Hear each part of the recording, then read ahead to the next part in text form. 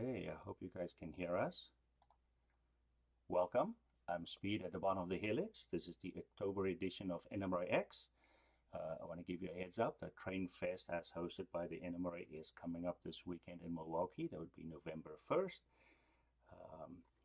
I got an email from Southwest, which you guys might have received as well, that said, when was the last time that you did something for the first time? So think about that. When last did you do something for the first time? So this morning, when the Dart here in Dallas opened up their silver line, we got onto the very first train of the day. So official opening, jumping castles and food and posters all over the silver line from here to DFW. So I can say that the last time I did something for the first time was ride DMU. And that's for my best friend G4. So let's get the show started. Our first presenter attended the PS 203 in the Bronx, never graduated, but eventually the state granted him a GED. He loves building scratch-built structures based on prototype structures and all kinds of complex track work using fast tracks jigs. He had been on NMRAx before, but disappeared into the background, claiming he's too busy building a railroad. Well, now that it's almost done, we convinced him to show us what he uses to move his trains. Please welcome Bill Heubner.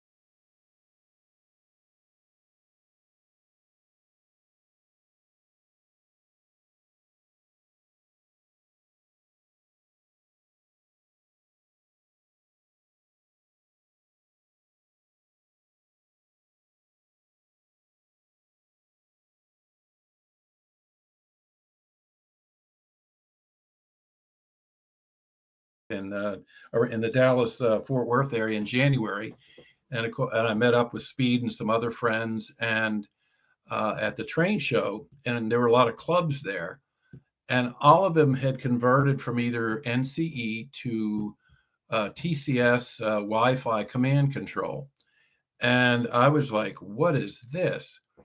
And it was perfect timing for me because I was experiencing some operational problems with my current system with the CVP, which had radio throttles. And because it's a relatively large space, I was having real problems controlling the trains properly.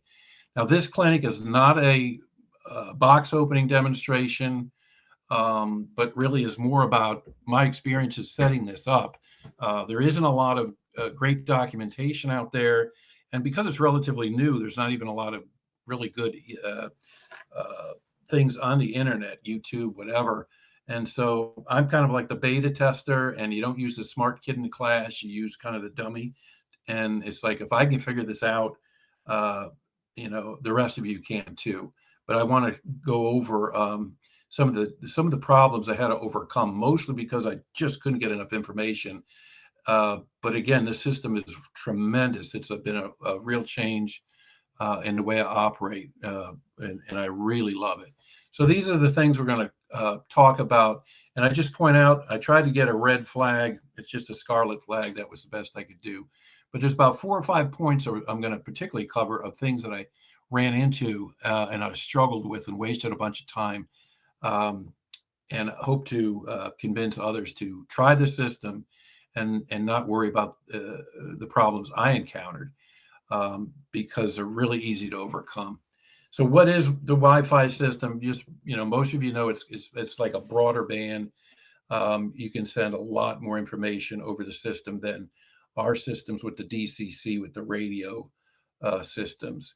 And it's basically the same Wi-Fi that we use in house appliances, computers, printers, people have in their offices, etc. And the key component of this, it replaces the radio signal from your throttle to the DCC receiver that's, either in your rafters or somewhere in your train room. And the technology is much more advanced and allows for dissemination of much more information. So that's what that does.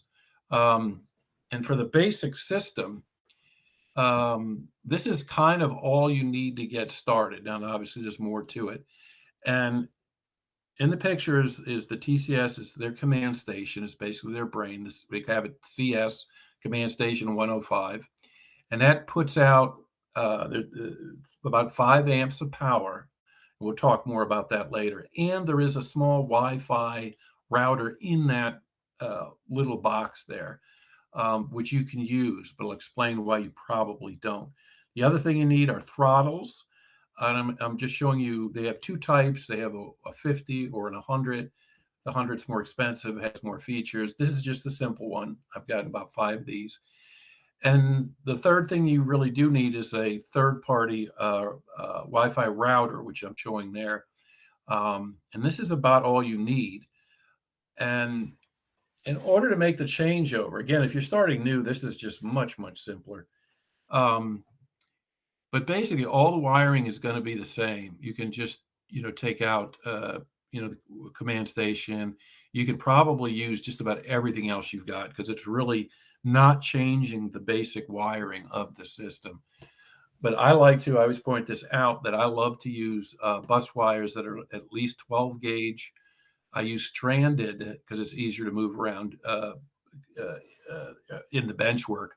But it's automotive style cable, and which comes, of course, red and black, which means you can buy it cheaper, and it's readily available. And the same thing with the home, when I call home runs, which is analogous to home wiring, going from the command station, say, to circuit breakers. I'm doing the same thing. I'm using at least 12 gauge to the circuit breakers or to the zones being protected.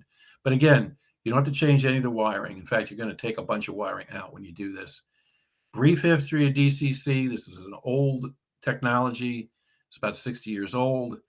And originally, the throttles were meant to be hardwired or plugged into jacks around the layout, so the information could go through the wires. And it was not meant to send anything through radio waves. And all it was doing at that point was changing the current or reversing the polarity. That was basically all it was meant to do. Of course, we all wanted more stuff. We wanted sound and lights and all these other things going on. So here in this diagram, it's basically showing what happens today with the conventional DCC. You're holding your throttle and it's sending out radio waves. They go out to a receiver that you have, hopefully, higher up in your train room, which then sends a signal to the command station, which then sends the instructions to your engine through the rail. The problem with this is the more people you get in a room, we block the radio waves. So do furnaces and other things.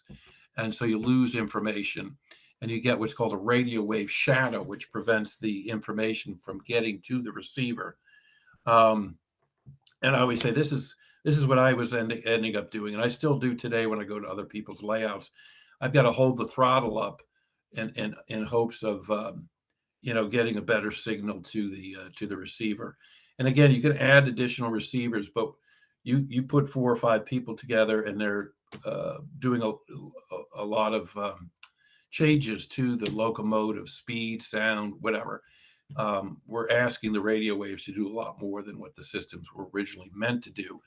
And I'm very much switching operationally oriented. Here's a couple of pictures of my layout. And we'll have 4 or 5 of us down there, and we're shunting cars back and forth. We're going back and forth well over 100 times an hour. And you do that with about 5 people with sound, and everybody's got 2 locomotives, and it is just overpowering the system. And so this allows us to just have like flawless operations. And that's really what I want. I do this because I want to mimic prototypical operations.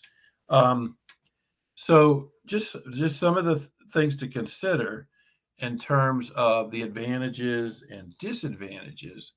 And again, this is not necessarily for everybody, but if performance of switching, et cetera, is important to you, you really may want to look at this.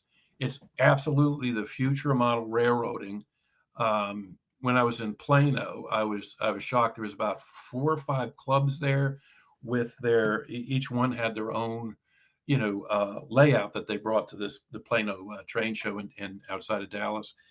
And within a short period of time, they had all taken out whatever they had. It wasn't like it was one system that was worse than the other. They just basically deep sixed it and replaced it with the TCS. And I know they're all very happy about it. The other thing, and this is where I really got convinced when I met up with Speed in January, was that in the future, what we're hoping to do is today, if you got a layout, you got to have at least 6 throttles, maybe more. So that's a huge expense. With this system, it's much more of a open box toolbox, meaning, hopefully everybody's just going to have 2 or 3 throttles at most. And because it's a kind of an open source system, it's out there, everybody can kind of own their own throttle. They can have whatever they want, and just bring it to the whatever layout they're visiting, whether you get on a plane to go operate or you go up the road. Just have a throttle in your car or your bag, and you can bring whatever you want. Also, you can use a cell phone. My friend down in Texas, he wasn't sure what he was going to do, and he belongs to the North Texas Club there. And he just uses a cell phone and operates on their club layout all the time. So he doesn't use a throttle. And the other advantages is I know folks like these proto throttles, and most people are not going to have those. So if you go visit, if you've got the Wi-Fi system, you can just bring your own proto throttle, and it's totally seamless. You're just going to have perfect operations with these systems. And again, I think it's really the future of this. And as Speed pointed out, we're hoping what will happen is everybody just have their own throttle. Just like today, you don't go to somebody's house and you're expected to produce cell phones for everybody. So everybody brings their own cell phone if they need it. And so I'm seeing this locally where I'm at, in terms of making the changes. The disadvantages are there is a certain expense, and at the end I'll talk about what that is or how to offset it. And it does take some time. But again, if you can avoid some of the problems that I had, you're going to be in better shape.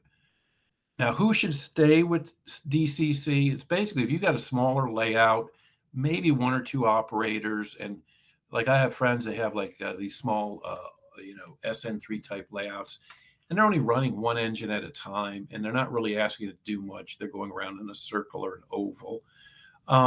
Limited operations. You're not shunting cars back and forth. You're basically going, just the standard circle thing, and just to show off an engine.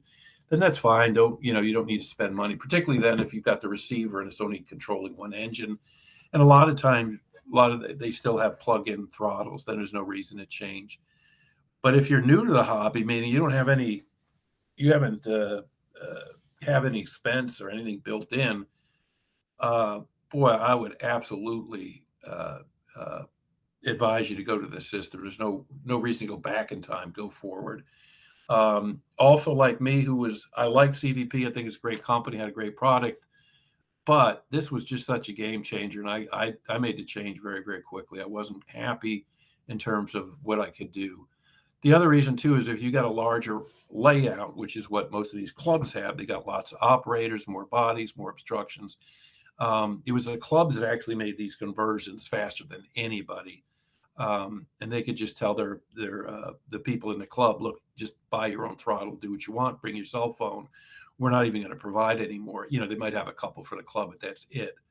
And the other reason, of course, as I pointed out, is if you are into operations and you're moving a lot, making lots of changes, then that's where you really want to be.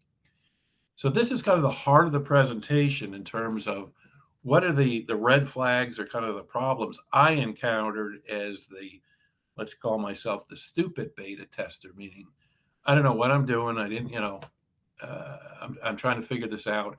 And there's not a lot of great information out there. And I did most of this on my own. And we're going to cover all of these. and they're all very, very solvable. And a lot of it was my problem or things where I couldn't get enough information. And the one with the circuit boards, we'll talk about at the end. I'm going to clarify that. I was kind of disappointed in the people online, that I thought were trying to help us, and they weren't. In setting it up and so forth, some of the problems. So when you see the red flag, that just means these are one of the obstacles I encountered and to help you get through. Number one is the command station has a Wi-Fi router in it, but it's very small and it's limited in the sense that you can only control up to 4 throttles with it, which sounds okay. But I had trouble running the system without an external Wi-Fi router. It might work in a small space or 1 or 2 engines, but it wasn't all that great. I wasn't all that impressed with it. Plus the fact where the command station was located, where I had it, it wasn't centrally located. It wasn't high. So again, if it was a small space, it should have been fine. But all of that is super easy to fix, and I'll go over that while you just put a third-party router in, and I'll talk about that in a minute. The other issue is when if you leave your Wi-Fi on, which most of us do, whether it's our phone or offices, we don't think about it. But we're so used to having things come on instantly. But some of us are old enough to remember radios and TVs with tubes in them. And it always took those appliances, a couple of minutes to warm up. Radio, it took a while to warm up. You didn't just turn it on and instantly have access. Well, with this system, even with a third-party Wi-Fi, in my system, everything goes off. When I go upstairs, I turn everything off, and the whole basement, everything's off, so I can't leave a soldering iron on. So when I come down, I got to turn the Wi-Fi back on again, and it's at least 2 minutes. And this sounds, I'm going over this because I didn't realize that when I first had the system, because I couldn't get, I turn it on and I would instantly try to, hook up and start operating like my old system was, and it just says can't access. So I was like dumbfounded. Well, all you got to do is wait over 2 minutes. It'll come on. Everything will be fine. But again, it's something, if you don't know, you got to be aware of it. The other thing is there really was no documentation on adding a third-party Wi-Fi device. And again, it turns out you don't really need it. But I was wary of doing anything because it was like, well, what am I supposed to do? What do I need? Well, it turns out basically just buy any kind of Wi-Fi router device. I got mine online for $60 or $70. And you read the instructions that come with the device, and then you essentially just connect it with the command station once. I know other people have existing routers they use. I decided to have one that was just dedicated to the railroad because it wasn't a lot of money. And it's there, and it's a one-time setup. You're going to need a password to do it, and you write that down and you keep it. But every time you turn it on, you never really need to look at it again. You don't need it. That was, again, not the thing that I understood. And all you're doing is getting the device to recognize your command station. So again, once you're done with this, it's simple. And this is my third-party Wi-Fi device. And it's really simple. The only connection is you plug it into the wall socket, and you're done. It's not like the radio receiver with DCC where you've got to hardwire that into your system somehow. It's like, no, the Wi-Fi there, the magic little waves are doing their work. And again, once it's set up, you don't even think about it. But look at how somebody was thinking ahead and put 120 outlets up in the ceiling. Somebody was thinking. Anyway, that's it. It's up. This is in kind of the center of the room, fairly high up. But again, this is way more forgiving than the radio receivers I had with the CVP.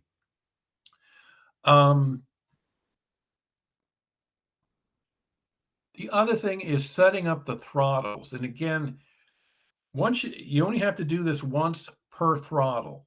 Meaning if you got 6 throttles, you're going to have to do it 6 times, but you only have to do it once per throttle. Again, I wasn't always clear on that. And again, probably me, and it was in there somewhere, but I couldn't find it. And so to turn these on, you have to hit a button and then you hit 2. But I tell my operators, just remember catch 22. You know, we remember the movie from the old days. And so you hit 2, release it, wait a second or two, hit 2 again, and then the throttle's going to cycle up.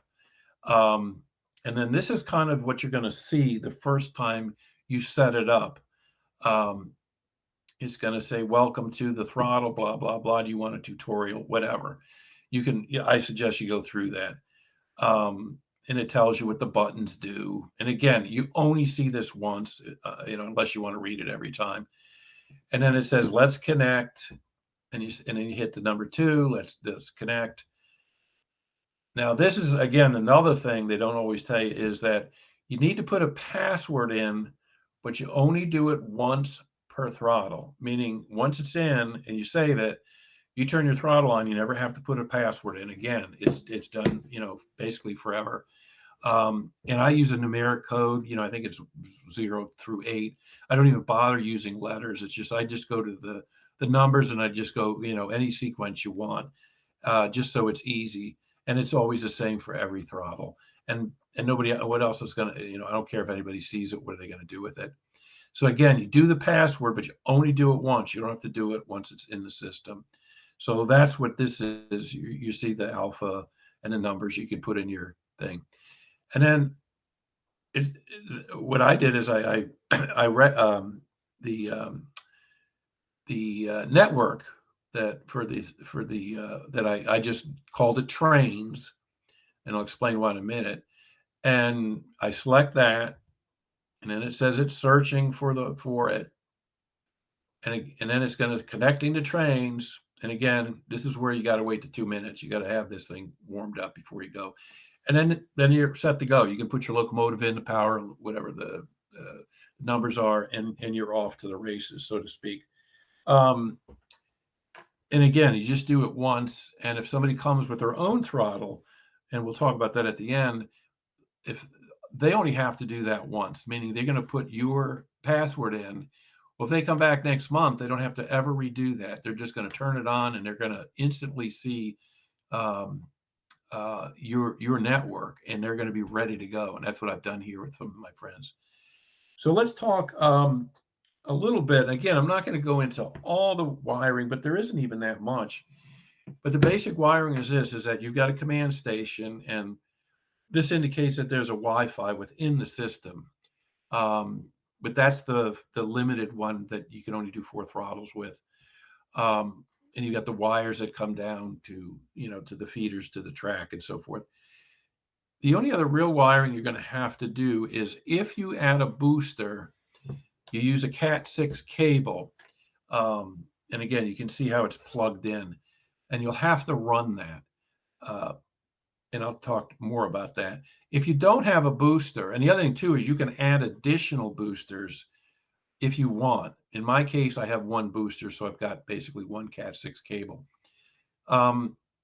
If you got a booster, and this is kind of covers, it's very similar to DCC, I like to separate the 2 power sources, meaning the command station is kicking out 5 amps. The booster, I believe, is kicking out 6 amps.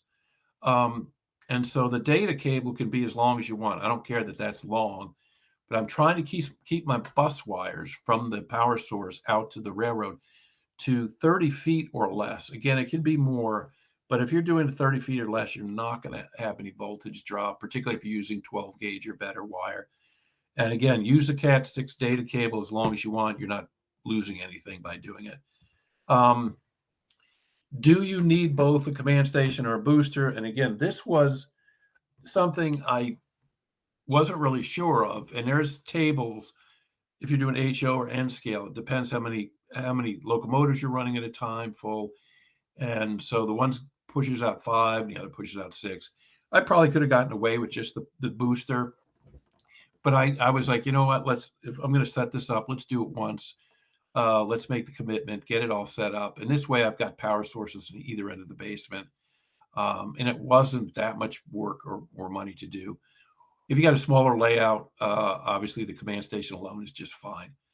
But like I said, if you're setting them up, you want to do this. If this slide is the footprint of a basement, keep them apart. The command station up at the left and the booster at the right, so that the bus wires are as short as you can.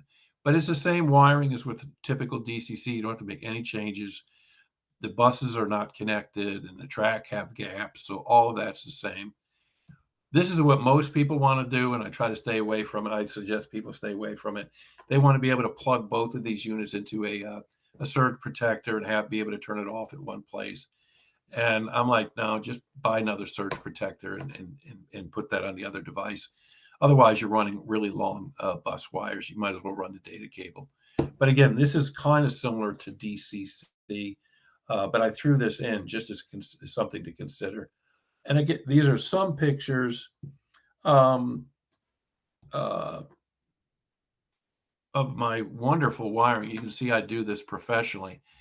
And these are the red and the black here are the power lines coming out that need to be at least, I'd like at least 12 gauge. And the 12, that's as large as you can put into the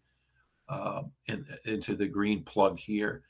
And this is the data cable, the Cat6 data cable that's going to runs over to my booster. And there's some other things, the green wires, I just think of it as a ground wire, but you don't worry about it. But with all electronics, put it on some sort of surge protector so you don't blow all this stuff up with lightning. Again, just some more pictures. And I have this, I don't power this on and off. I have this in a surge protector that I have plugged into the wall. And when I go upstairs, I have a switch and I can turn all the power off. Real quick here, this is actually not the day. This is in here is automotive cable. It's 12 gauge stranded. There's red and black in there. And I'll run that to each circuit breaker or zone wherever I'm going. This here is the Cat6 running to the booster on the other side of the layout. The one thing I did is, and you don't have to do this, but I thought I did it at the time. So I put a splitter in. So if you run from the command station to your booster, but I ended up putting a splitter in. And the reason was I wanted to add this line down here, a USB cable that I have hanging down or can access and hook up to a laptop. So if I want to do some sort of maintenance or checking, I can hook a laptop up to the entire system right there. And since I was wiring it once, I just said, let's just put it in. It was something one of my operators wanted in case we wanted to do diagnostic. But the systems work so well, we've actually never used it. But it's there, something to think about. This is the booster on the other side of the layout, kind of the same wiring considerations. And the instructions are good enough. You just follow what they tell you. There's not much to it. The rest of the track wiring is all kind of the same. All of this is hidden. I don't touch this. I just have a power strip. So if I want to turn it on and off, I've got it there on basically a surge protector. When I first started this, I was going to create my own Cat6 cables to whatever custom length I needed. Don't go there. This is another kind of red flag. Don't do what I did. It's not worth it because you only really need one cable anyway. If you like doing jigsaw puzzles, that's fine. You'll love this stuff, but that's crazy. All you do need though is this cable tester. They're like 10 or 12 bucks, or it was a couple years ago. And even if you buy, and this is what I recommend you do, is just buy factory-made Cat6 cable to a particular length, but test it even before you put it in. Even if it came from the factory, test it. It's well worth it to find out later that there was a kink somewhere. But don't make your own cable. Don't buy all this nonsense. It's a waste. And this is what you need to do it, and you get a lot of extras because you're going to mess it up. Don't go there. Just have the factory do it, just like this. This is what you're going to have to put up with if you wire your own Cat6.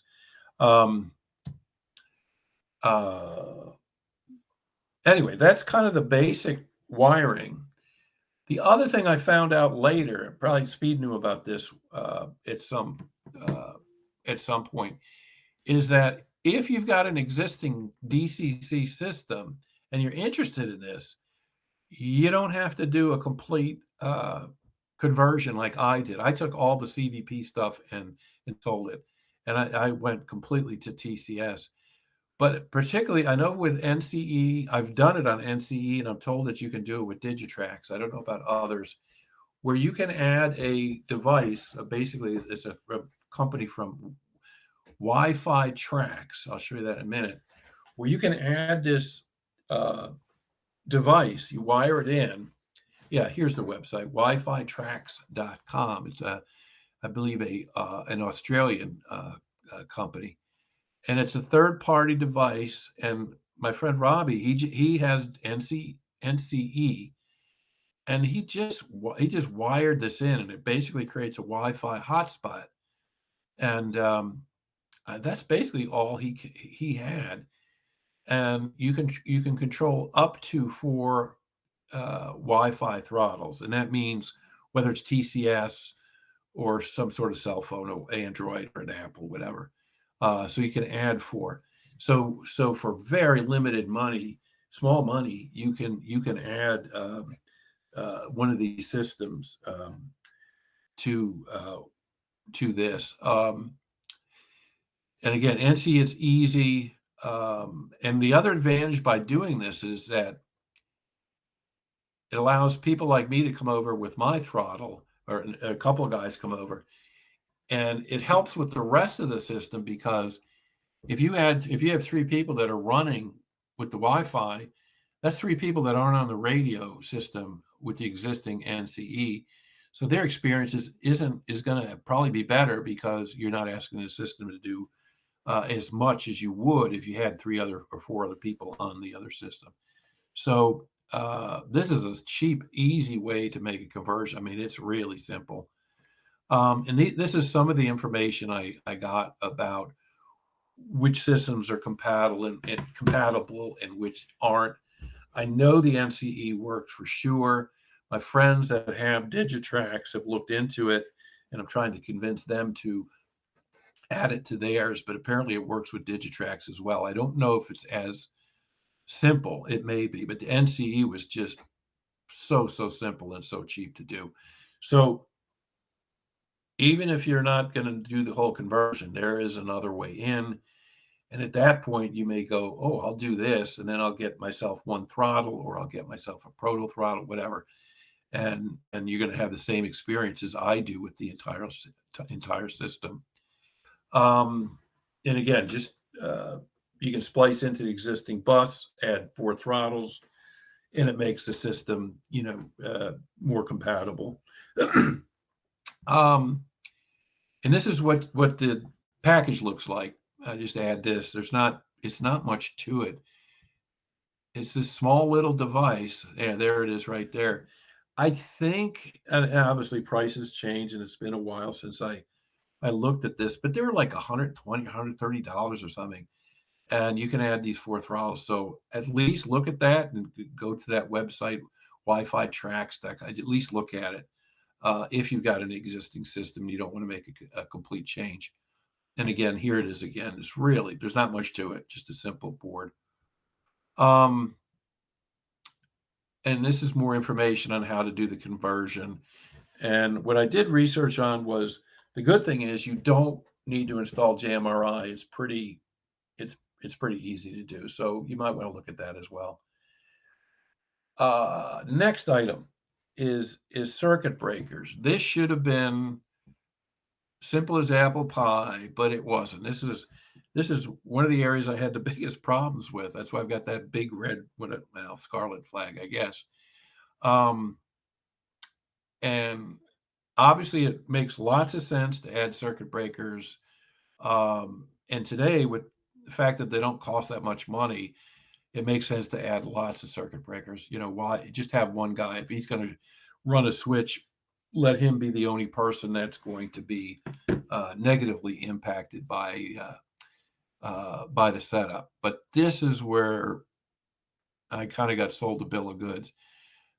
I know a lot of people use these PSXX1 circuit breakers by Tony's Trains, and my friends here all have them and they love them, and I'm sure they're good.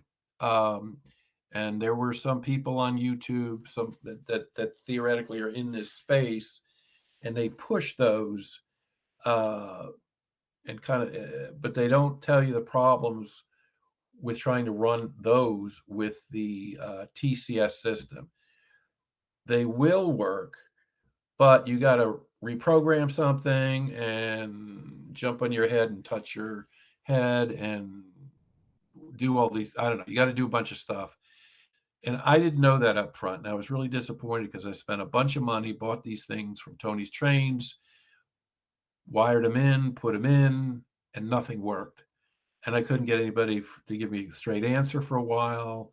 The YouTube dudes that are supposed to be experts were pushing these, and nobody said, yeah, why don't you just buy NCE circuit breakers? They're half price and you won't have these issues. So long story short, I had to take them all out or send them back to Tony's Train. And rather than getting a cash credit, I could only do it in exchange. I was not really pleased. And as it turns out, the circuit breakers I did use, number one, you don't have to program anything. It works. They work flawlessly, and per circuit, they're about half the price of these other ones. So, I mean, I'm just telling you, just buy these if you're going to make the conversion. The other thing too is just making sure that you've got heavy wire running to the circuit breakers and from the circuit breaker as a bus. I like using 12 gauge. It's worth doing. The other thing is don't buy cheap wire on Amazon. Avoid Amazon. I did it particularly the last couple of years. I ripped it all out. Go to a professional wire supplier. I think I use Remington Industries. As far as I can tell, all that stuff is made here in America. It's not even that much more money, and it's professional wire. The stuff I was getting on Amazon was really, really horrible. I ended up ripping it out, and I lost money and time doing it. Just get good wire. The other thing with the system is if you've got, if you got 3 or more engines in an area, add a circuit breaker. Because it's not much money, particularly these NCEs are so inexpensive. And if you have more than 4 engines on a circuit, if you have a short, you may have a problem. We'll talk about that. Now, I kind of said disparaging things about these PSXX circuit breakers. If you've got them in and say you want to do a partial conversion to, let's say, with an NCE system, you don't have to replace those circuit breakers. You can leave those in. They're going to work perfect. I've done it. I've seen it. And the reason is they're being powered by the NCE command station, not the TCS. So they'll work just fine. So if you're doing the partial conversion, you get to keep them. And if you like them and all that, again, it's just really simple.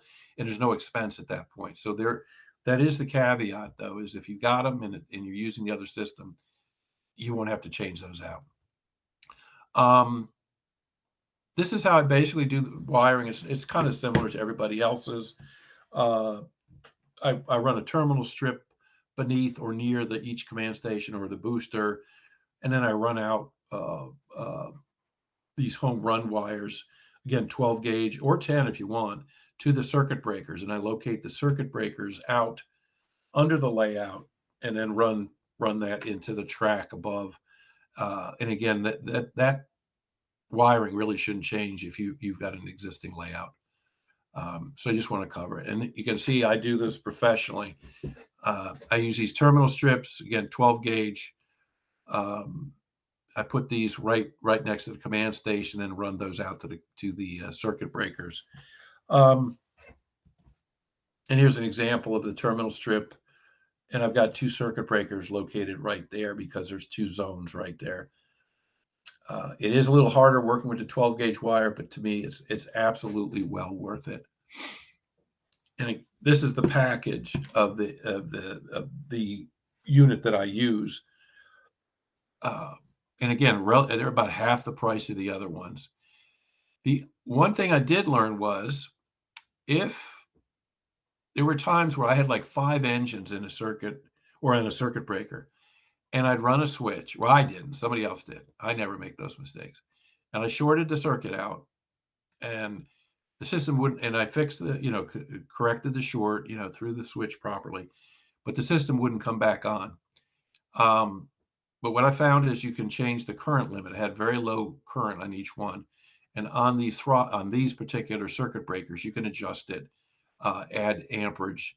In worst case, you turn off the power strip for like 1 second, turn it back on, and it's going to reset. But if you're unaware of it, it's going to kind of throw you. You won't have that problem if you only got 2 engines in a circuit. It'll come back on like you'll expect. Maybe that's the same with DCC. I don't know. But this was an experience that I had. But again, simple stuff to fix. And this is the NCE. This device here, you can change the amperage with the different switches, the binary switches. And these do not have a horn or a buzzer if you get a short. What you get is an LED that lights up, or doesn't light up, rather. If the light's on, you got power. The light goes off, you got a short. But you can set 2 additional LED indicators. That's why there's 4 plugs there out on the fascia. And what I do, this is the bottom of the layout. Again, most of you guys know this. But they look the same, so I mark it track in, DCC out, or DCC in, meaning it's coming from the command station, and then on the right, it's going out to the layout. And this is what it looks like when you don't have a short, the light's on, and then I'm running a set of leads out to an LED. So on the fascia, that's going to be lit, knowing that I don't have a short. The other thing with the TCS that I had no problem with, you're going to be fine with, is I use a frog juicer to do a reversing on a Y, or you could do a loop. Didn't have to do anything different. It just worked perfectly from the get-go. Don't worry about that. Frog juicers will work just fine. Again, some more pictures of the basic circuit board wiring. And I learned this from the guys in Texas in January too. I've really started using, rather than suitcase connectors, I'm using these Wagos to make connections. This is just a little aside. And I use hot glue to glue them to the bottom of the layout and just run wires in and out of them. And if you need to, you can pry off the hot glue and move that device elsewhere. They're really, really useful. It's so easy to use, and they're perfect. If they're good enough for house wiring, I think they're good enough for what we're doing. And again, some pictures of the circuit breakers, how I do it. If it's lit, it means you got power. If it goes off, it means you got a short and you need to fix it. And this is just saying, is it on the block on the bottom, or it's on the circuit or the track on the top? Again, a couple more pictures. This is just simple LEDs. I get them pre-wired with the resistors built in. Just wire those in and hook those up to the circuit breakers. Again, another example of how this works. Just love those Wagos now. Just a couple more pictures. Last couple of things just to finish up is I talked about you need a password for your throttle. If somebody comes in new, I have this posted, so I don't have to look it up. I'll just point to it. And again, they do it once. Just have it posted there. You can just point to it. They'll put the number in. They'll save it. They'll never have to ask you again. I put it right there. Last thing, just a reminder, I've learned about these. I started using rechargeable batteries. These are the 2 types that I use, pale blue or Nuon, because the TCS throttles use a lot of power, and these seem to work better than typical ones. And I've got these 2 different varieties here. So I keep those on hand. If somebody goes out, I got power, just give them new batteries. And each throttle uses 2 AA's. So you've got that. My final thoughts are the cost to convert. And if you do a full conversion like I did, if you've got a system like NC or CVP, I can't speak to the other systems. There's a market for used components for these two companies, and so I was able to sell all my stuff, and I actually defrayed a good portion of the total conversion. But I've been extremely happy, and if you're into operations, you may want to consider doing this. That is all that I've got, Mr. Speed. Thank you very much, and thank you for everybody for listening, and have a great night. Hold on, where are you going? There's some questions. Oh, I'm here. I'm here. What question? Hold on, give me 1 second to move the screen over. All right. Don't change your share. So, first one was, did you start with this TCS system when you built this new layout, or did you move from something else before? Yeah, great question. I had installed the CVP, and I like CVP. And I had it in the layout, and it's a fairly large layout with, as you could see with those pictures, it was 2 levels, intense switching. And I had put 2 receivers in, and I was not happy with the performance. So I literally went in and ripped all of that out. Now the bus wires, everything else stayed. I took all of their stuff out and then put in completely a new TCS system. I just said, you know what, I'm going to do it. I don't think you can combine CVP and TCS, and I didn't even want to try. I just said, let's make the conversion. Let's go up to newer technology. Copy. And you did mention that you might show us that layout in a future edition. Yes, and I'd be happy to do it. And just for anybody listening, it's a David Barrow of Austin, Texas. Thank you, Mr. Barrow. Inspired layout, which means that there's not going to be any scenery. What? And there's no scenery. No ballast. No. We hate ballast. It doesn't. You can't operate as well with ballast. So it's a different type layout. It's not for everybody. There's only one reason not to ballast, and that's because you want to change the track plan. I thought you had a final track plan. No, I do, but once I've got this running, but it allows me that I may build a completely different railroad next year. It may happen. Okay, I'm going to ask this for one question before the others. A question about TCS. What would you change if you redid it now? If you had to start all over? I would have built a time machine and talked to myself like 3 months in the future and go, okay, what did you do wrong? And I would have saved time. And that's basically what all these red flags were. I wouldn't have done anything different. I am so happy with this. Every time I go down and operate, I'm almost giggling at how well it works. I feel like I'm getting away with murder. Yeah. And I was happy I sold everything and that I didn't try to keep something and try to cobble it together. I just said, let's make the change. Okay. The next question, I believe you have answered, but the question remains if you have tried it. The WNI 32 adapter for your NC Hammerhead throttle or for Wi-Fi, a product made by Wi-Fi Tracks. So have you personally tried that? Yes. Well, I go over to my friend Robbie's house. He's got a large HO layout, and he's got NCE, and he put that in. I showed the document or the component, and it's like 2 wires. And I go over there, and our other friend Steve, he's got another TCS throttle, and it works so flawlessly.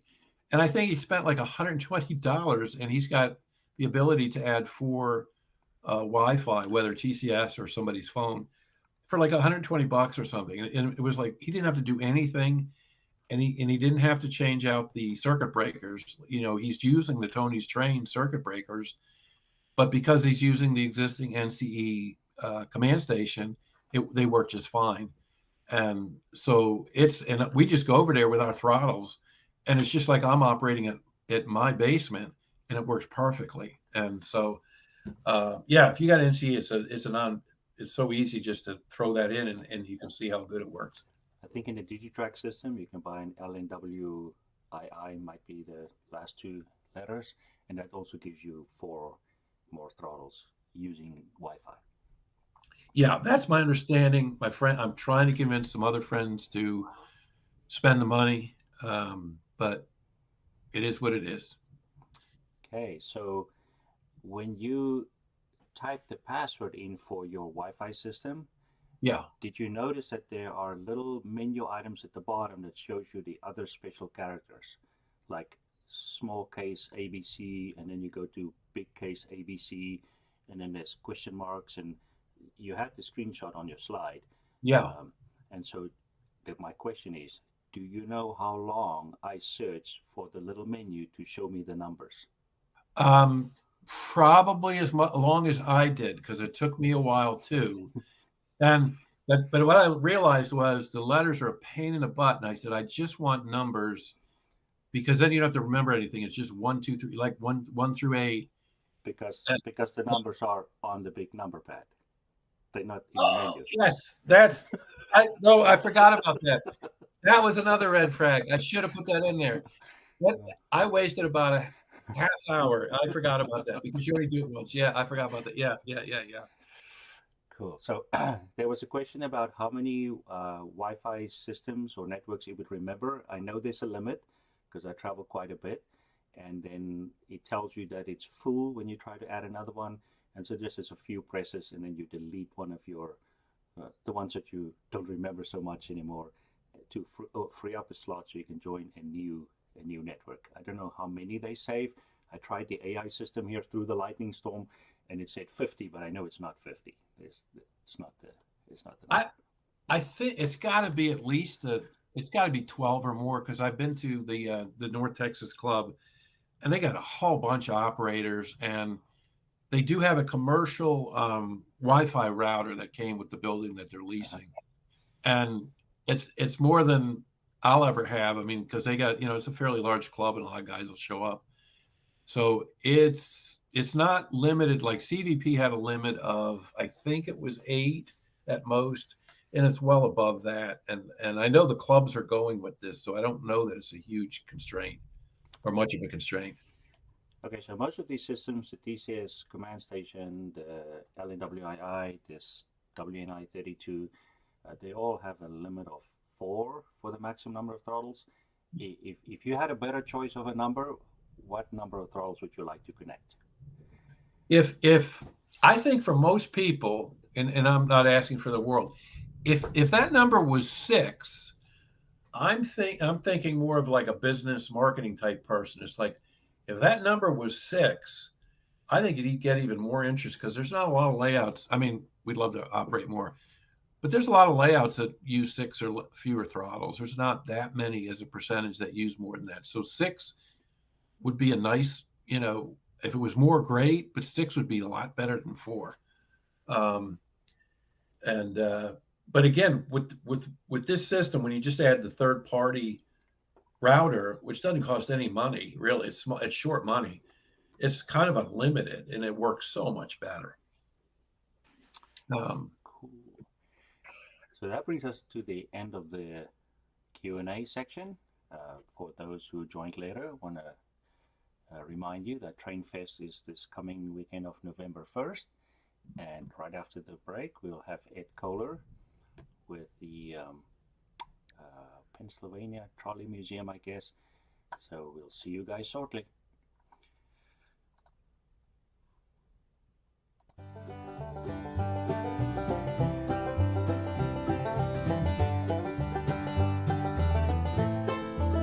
right.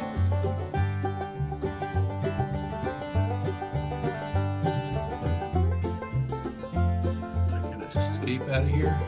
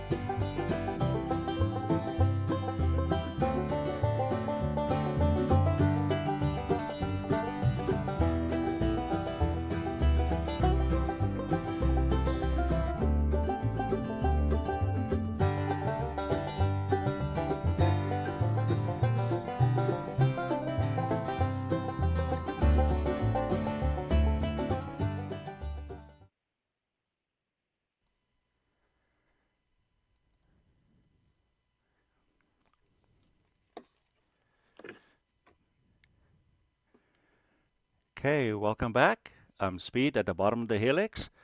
Welcome to the October edition of NMRAx.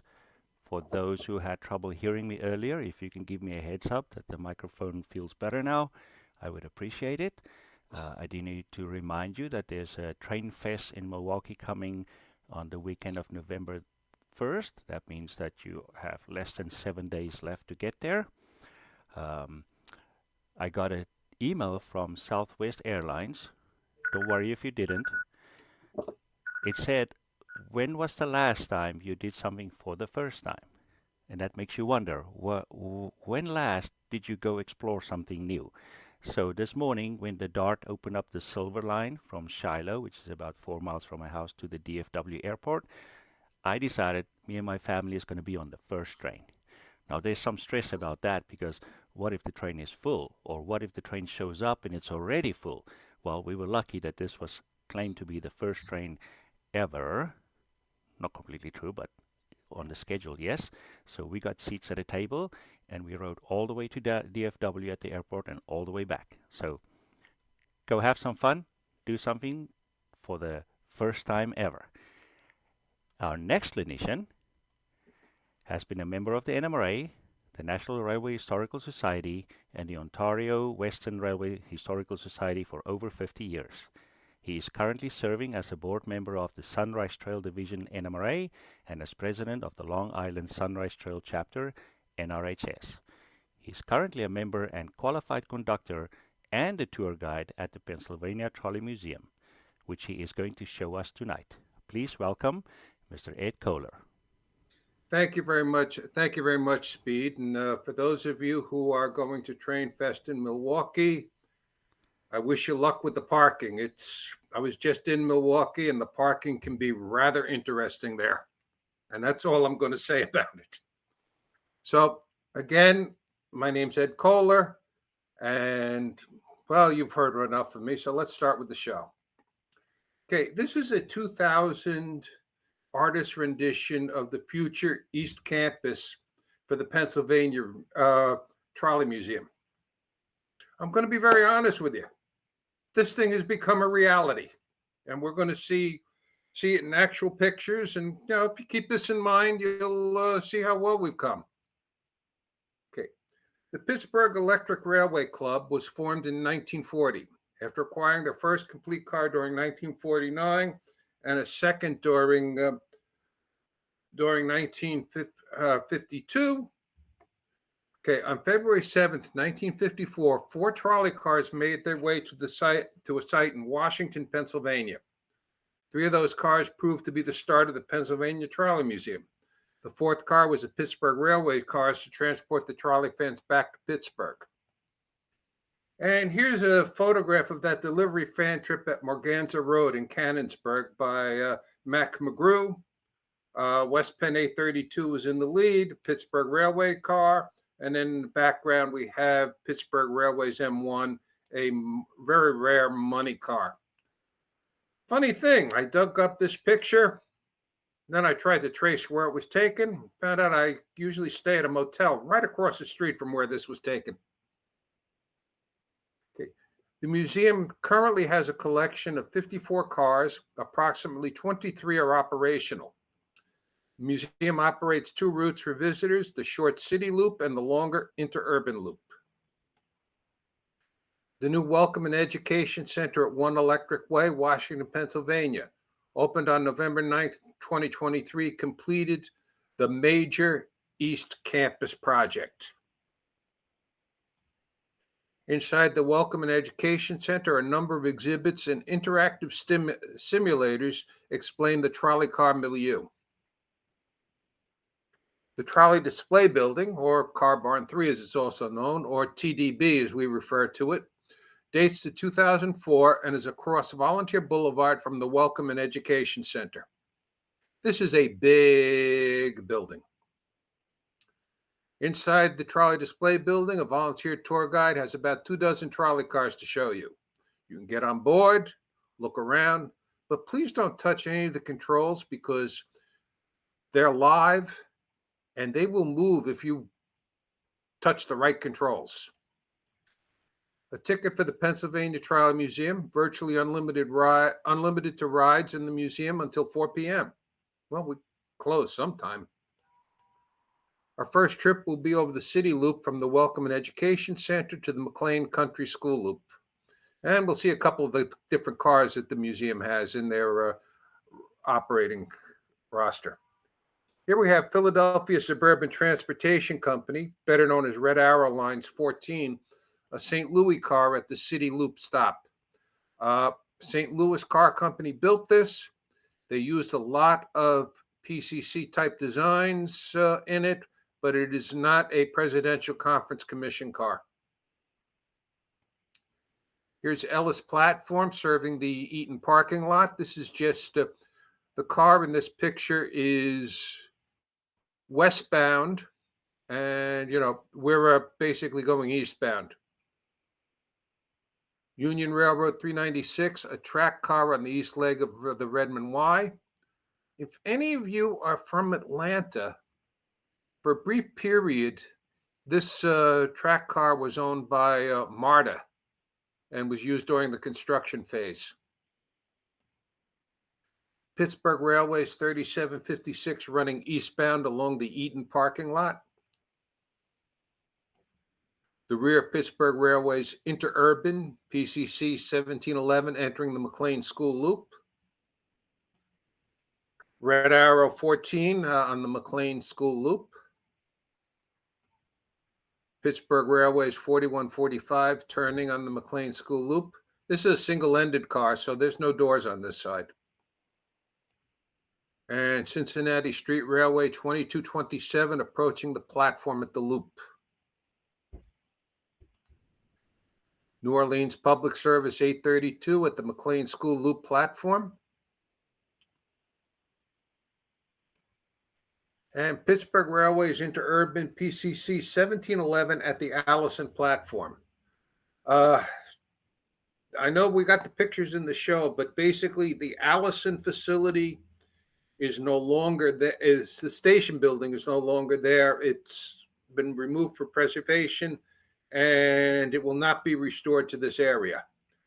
The McLean School Loop has been downgraded into basically just being a place where the city loop cars stop so the tour guide can talk to the passengers on board. Here's Pittsburgh Railways 4145 at the north end of Enterprise Y, heading to Volunteer Boulevard. It'll shortly bear right, providing the knockout signal is giving them clearance. Car Barn 4, the Trolley Storage Building, straight ahead. The future Volunteer Boulevard trackage diverging to the right. This was taken during the construction era prior to 2023. SEPTA T15 rail grinder in the Trolley Storage Building was originally a four-wheel Green Line passenger trolley in northern Kentucky that also made its way into Cincinnati. Back to the platform, the multiple unit train of St. Louis cars on Volunteer Boulevard. This was taken during our Anything on Wheels event. So if you notice, there's a cement mixer on display in the background. Our second trip will be over the Interurban Loop from the Welcome and Education Center to the Arden Loop. The trackage from the Welcome and Education Center to Rich Fall platform was once part of the Pittsburgh Railways Interurban line to Washington, Pennsylvania. From Rich Fall to the Arden Loop will be on the right-of-way of a Pennsylvania Railroad spur to a coal mine. And Pittsburgh Railways 4398, a low-floor car, standing at the Interurban Loop platform behind the Welcome and Education Center. That's the 1711 to the right. From Volunteer Boulevard, the Interurban Loop takes the west leg of the Enterprise Y, seen behind the 78 or the Red Arrow Line 78, seen in this picture.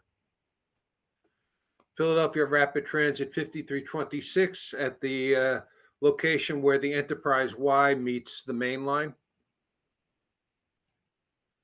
Philadelphia and Westchester 78 coming west at the Reliance platform. The recently acquired, well, actually 2002, 2022 rather, acquired Reliance Building, now home to the archives and a future shop facility. Building was owned by a real estate trust. They were interested in selling it. They gave the museum a good deal. And at the time, we were still trying to raise money for the East Campus, but it was such a good deal, we bought the building. And I'll show you why in a moment.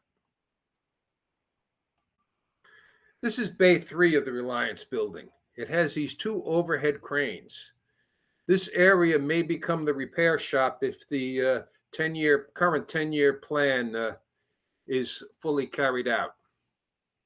Needs track, but that's not a big problem for us. Stored in the Reliance Building, Pittsburgh Railway's M1 money car. I showed this to you a little earlier on its delivery voyage. It arrived serviceable. Unfortunately, a volunteer hit a throttle on another car too hard.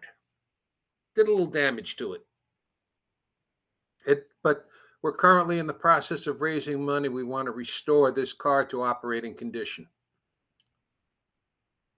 Okay, we're back now on the main line. This is westbound signal 152. The main line divides into the county home siding. And those stairs and a nearby cemetery are the remains of the Washington County Home for Aged Men and Pittsburgh Railway's stop for the Washington County Home. Looking eastward at the county home siding from Museum Road.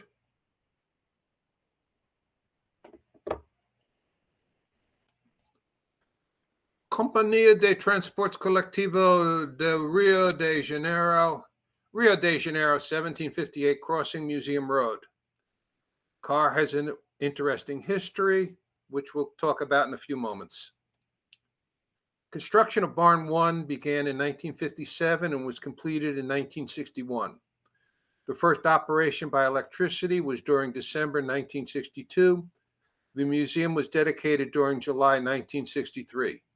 Barn 2 was completed in 1975. Car Barn 1, when it was completed in 1961, it could house all the cars. It has a capacity of 9 cars. And we later added an exhibit room to the right-hand side to use for events. By the way, the museum trackage is built to a gauge of 5 feet 2.5 inches, commonly called Pennsylvania trolley gauge. So if you've got a standard gauge car and you want to come run on our line, sorry. Car Barn 2, which opened in 1975, also serves as the restoration shop. And that lean-to on the right-hand side, we'll talk about that in a moment. And here's the lean-to. This is the second visitor center, which closed on November 8th, 2023. The facility was originally going to be converted to a machine shop, but with the acquisition of the Reliance Building, we're going to make some changes there. At the moment, it's just basically empty. And by the way, the first visitor center was a former Bessemer and Lake Erie dining car that's now on the Everett Railway in south central Pennsylvania. The West Substation, which powers this section of the overhead, this building is currently going to be replaced. Even as we speak, they've moved the power controls out of it. 2 generations of Pittsburgh Railway cars at the Richfall platform. The 4398, which is a classic Pittsburgh low floor car, and the 1711 in the background, which is a PCC car designed for interurban service, which there were 25 of them and they were unique to Pittsburgh. The cars at the Richfall platform are soon replaced by Generation 2.5. It was a part of a planned fleet of 20 cars that Pat Transit was going to completely rebuild and make operationally equivalent to the light rail vehicles that they were acquiring. They ran out of money after they only did 12 cars. So they hung around for a while, but in 1999, the 12 cars ceased operations in Pittsburgh, completely replaced by light rail vehicles. The trolley crew's waiting on time. The chief executive officer, who just recently retired, is the third from the right.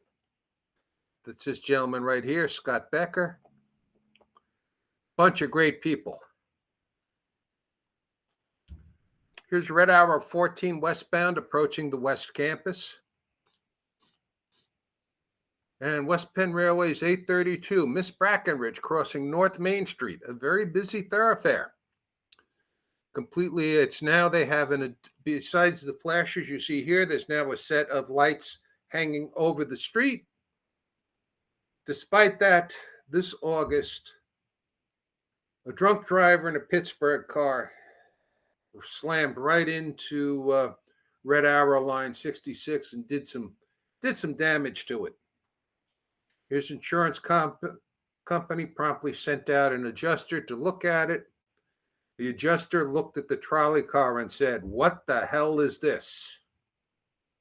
He'd never seen one before. So I'm sure negotiations with the insurance company are going to be interesting.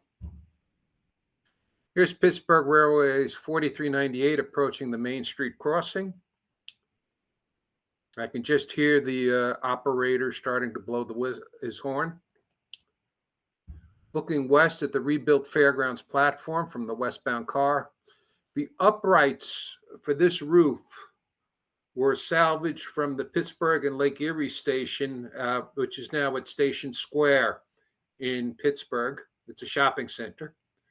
The roof, the main supports for the roof came from surplus guardrails from the Washington County Department of Public Works.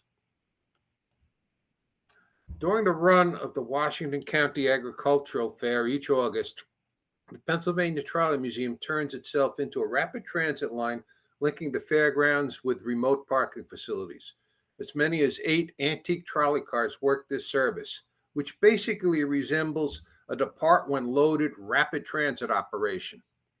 It's something to see. And with the fair service underway, special tickets are in use. When the fair is on, okay, well, we already said that, but now we've got a picture to back it up. And flagging Pittsburgh Railway's 1138 across the fair entrance. The fairgrounds platform and trackage form a passing siding that is heavily used when the fairgrounds are in operation. Between the fairgrounds and the Arden Loop is Yanovich, where a woodland path crosses. We're in the process of adding a second station at this location called Smith. It's not yet in operation. The original coal mine spur was on the side of the left track. The trolley loop goes to the right. Future plans has us enlarging the radius of this trolley loop. And Pittsburgh Railway's 4398 rounding the Arden Loop. Car we're about to board comes around the Arden Loop. That's West Penn Railway's 832. And at the eastbound platform, the Arden Loop, we got Rio de Janeiro 1758. Looking eastward from the throat of the Arden Loop, Pittsburgh Railway 1711, which is a post-war interurban style PCC car, and 1138 on the right, which is a pre-war PCC car at the throat of the Arden Loop. Now that we've explored the trackage, let's look at some of the cars at the Pennsylvania Trolley Museum. Federal Street and Pleasant Valley Passenger Railway 101, an 1870s John Stevenson horse car.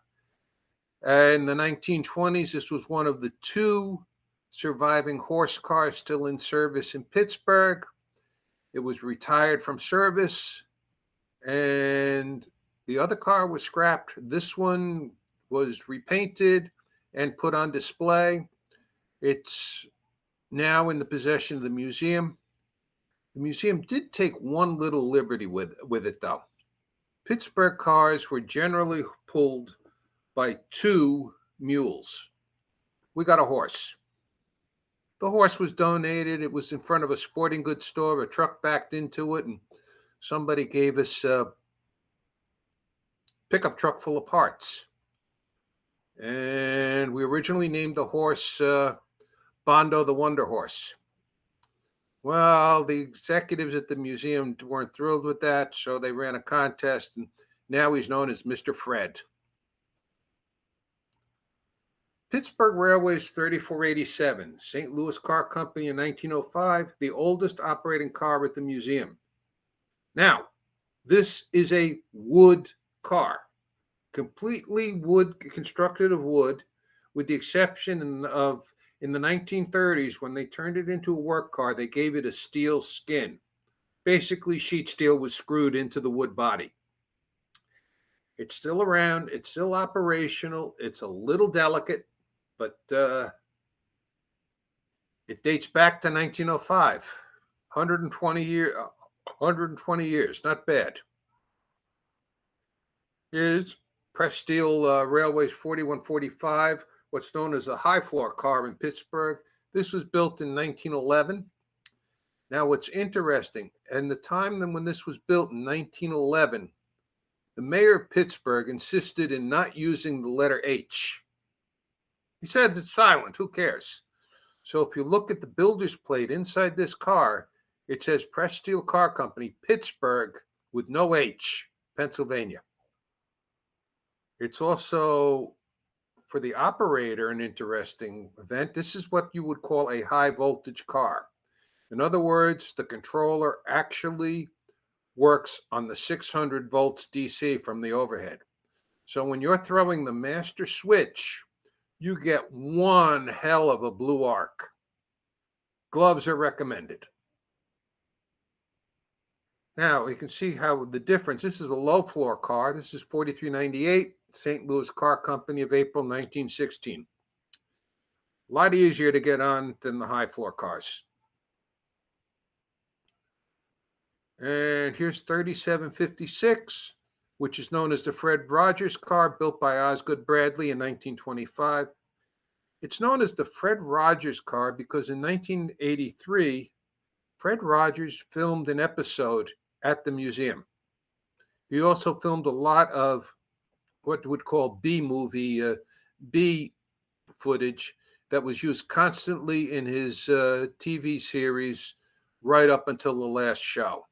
So whenever you saw a real trolley, it was this car.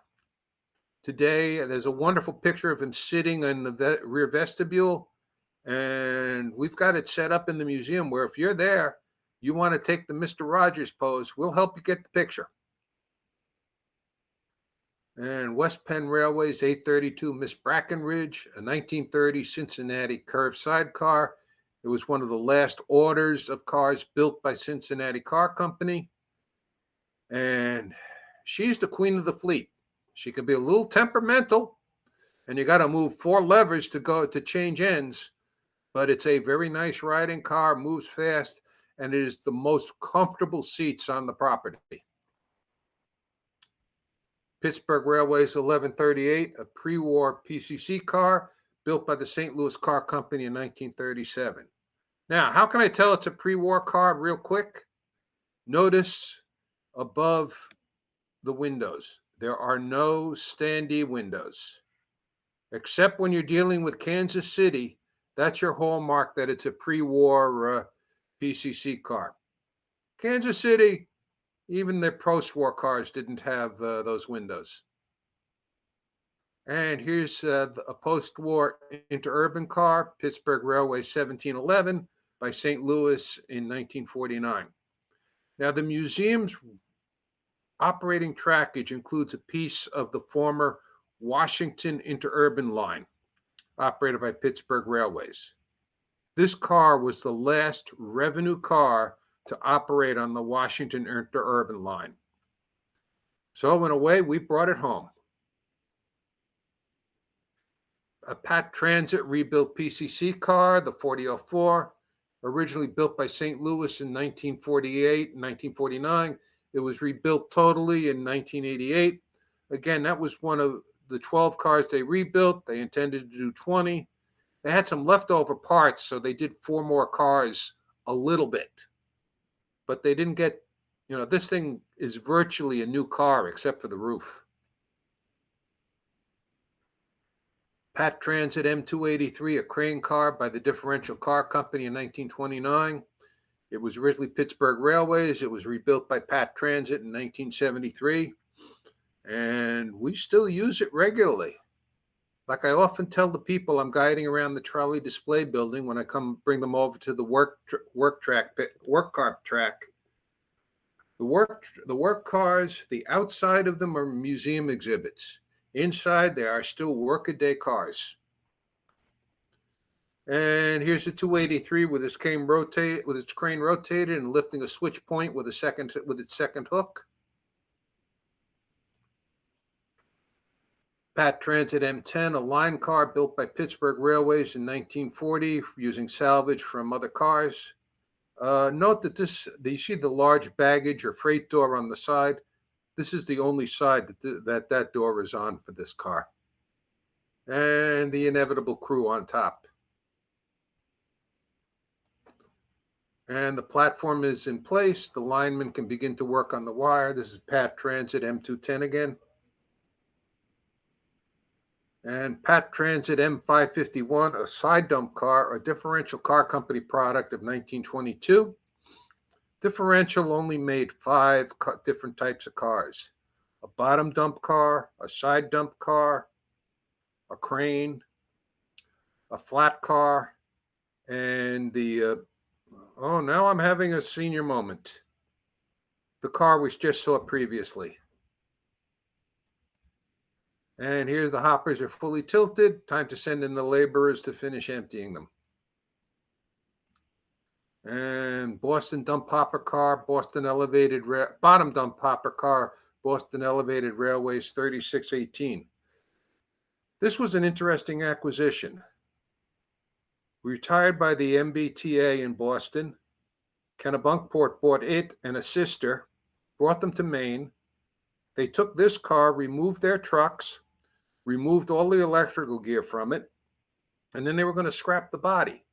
But before they scrapped the body, they sent notice out to all the other trolley museums saying, hey, we have this available. Well, we were doing some extension work on the line up to Arden Loop. Looked like it was a good deal. We had trucks. We had electrical gear. And besides, we couldn't have used the MBTA trucks because they're a standard gauge operation. So this is our low budget bottom dump hopper car. Beaver Valley Traction 1, a 4-wheel snow broom built by McGuire Cummings in 1918. And Southeastern Pennsylvania Transportation Authority 4, an 8-wheel convertible snow broom built by McGuire Cummings in 1929. And PTM 89, the David H. Hamley in the parade. This is the museum shop switcher, General Electric in 1953. Until this year, it was just the 89, but we named it after the late David H. Hamley in March of this year. West Penn Railways 1, a 4-wheel shop switcher built by West Penn Railways in 1915. Now, my friend Sean is hanging out the side there, so you can't see the door. They hired a local carpenter to build the car body. At each end is a standard house window. At the door on each side, it is a standard house door. Really something to see. And here's our Rio de Janeiro car again. This was one of 16 cars that the American Railway Museum Group imported to the United States in the late 1960s. This car originally went to the McGee Transportation Museum. In '82, when the McGee Transportation Museum sold all their equipment at auction, it went to a gentleman in Florida. It had about 3 or 4 owners in Florida. It was again put up for auction. And the Pennsylvania Trolley Museum, since everyone was asking, why don't we have an open car? Well, we bought it, put new trucks underneath it so it's wide gauge, and frankly, it's the most popular car on the property. I was working the agricultural fair one evening. Woman comes out, and you could tell she had been there all day, and she's dragging her 3 kids behind her. She says to me, "When's the open car coming?" So I said, "Well, it'll be here in 3 cars on the outbound track." She turns to the kids, "Sit down over there on the bench." And then she turns to me and says, "Thank you." She sat and waited, watched 3 cars go by, and when the 1758 came up, she loaded her kids on the car. Come hell or high water, she was going to ride the open car. She was going to ride the open car. And yes, even on stormy, rainy days, we've had people ask for it. New Orleans Public Service 832 was the first car operated at the museum. Perlier Thomas Car Company in 1922. You might be familiar with the company that built it. It's now the Thomas Coach Company, and they build school buses. And notice it's got Desire as the destination sign. This car earned the right to be labeled Desire. In 1947, when Life magazine was doing an article on a streetcar named Desire, the stage show, they brought the cast and a photographer to New Orleans. They went to the car barn in New Orleans and asked if they would pose a car for them. The foreman said, "Well, there's a car coming in 2 minutes. We'll stop it for you, and you take your pictures." It was the 832. In 57, the Pennsylvania Trolley Museum bought it for $1, but it cost us $1,400 to move it from New Orleans to Washington, Pennsylvania. Single-ended Cincinnati Street Railway 2227, Cincinnati Car Company. Well, who else? 1919. This is a standard Cincinnati car. I've had a chance to run this, and it's really a sweet car to run. It's the only operating car from Cincinnati, but there were 2 other car bodies floating around. Maybe someday. Philadelphia Rapid 5326, a J.G. Brill Company product of 1923. And Philadelphia Suburban Transportation Company 66. This is the car that was hit by the pickup truck back in August. And might I add that the driver of the pickup truck left the scene of the accident in the back seat of a Strabane Township police car with handcuffs and with a blood alcohol level well in excess of the Pennsylvania state limit. Here's Philadelphia and Westchester Traction Company 78, J.G. Brill. Actually, the previous picture was the first generation of modern cars on the Red Arrow lines. This is the second generation. And here's the third generation, the post-World War II St. Louis. Here's number 14 of 1949. Number 24. Now, I usually tell people, and I proudly show them off how well the Pennsylvania Trolley Museum has restored their cars. This car is in the exact condition it arrived at in 1988. In fact, for 20 years, we had it under a tarpaulin. And then we decided we'd bring it out for our annual trolley fair. The first thing is take the tarpaulin off, put the pole up, and see what happens. Worked fine. And it's received attention since then, but it works fine. Philadelphia Transportation Company 2711. This is a post-war PCC car by St. Louis. The 2 St. Louis multiple unit car train crosses Museum Road. And the annual trolley fairs held from 2023 and 2025 to 2025 were overshadowed by a specter. That ghost was exorcised on August 12th, 2025 with the rollout of the terrible trolley. Let's explain by going back to November 1979. Mr. City Promoter, my name is Kim Seaver. I am 9 years old, and I had this idea that maybe the city could have a trolley painted black and gold that says the terrible trolley. If the city doesn't have the money for a new trolley, you could just paint one of the old trolleys black and gold, okay? Now, Mr. City Promoter, well, we'll explain that in a moment. And then there were those terrible towels that were waved at Steelers games. That's where the idea for Kim got the idea for the terrible trolley. And I want to thank TV station KDKA for posing this towel for me. On May 30th, 2023, the terrible trolley came home from Ohio.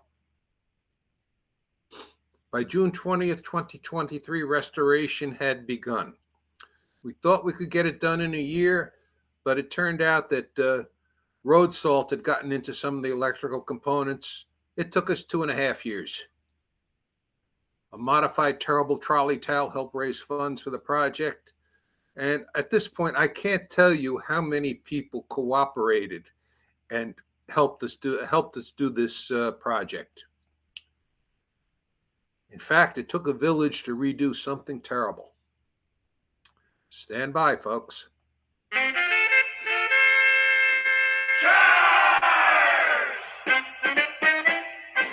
from the town with that great football team. Okay. By the way, that's the same song they played at the rollout, so we've got it all. 45 years ago, a 9-year-old girl wrote a letter. Standing to the left there is Kim Seaver. She's no longer 9 years old. And she was a little overwhelmed with what was going on that day. Remember the Steelerettes? The Steelers at one time had a cheerleading squad.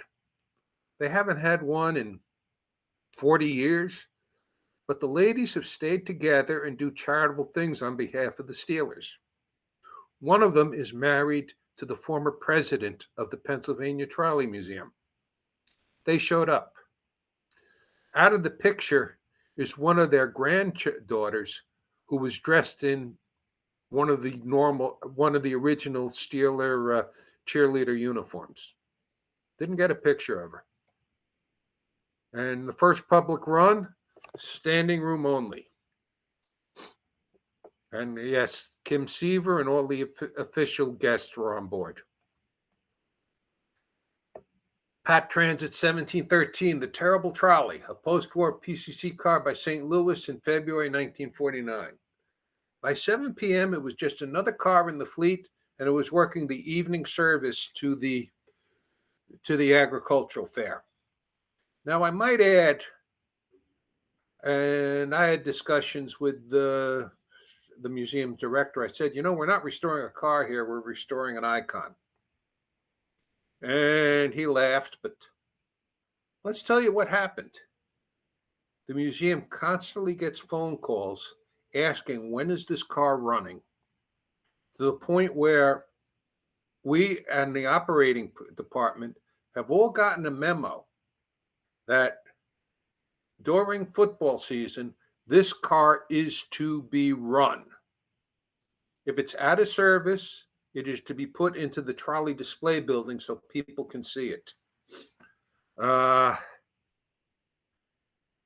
guess I don't have to add that the Pittsburgh Steelers are the third largest religion in the Western Pennsylvania. So the musical selection is the 1978 Steelers Fight Song by Jimmy Pole from the album Jimmy Pole Celebrates the Black and Gold. Well, in those days, the Steelers, the Pirates, and the Penguins all had championships. The Pittsburgh Condors of the American Basketball Association were long gone.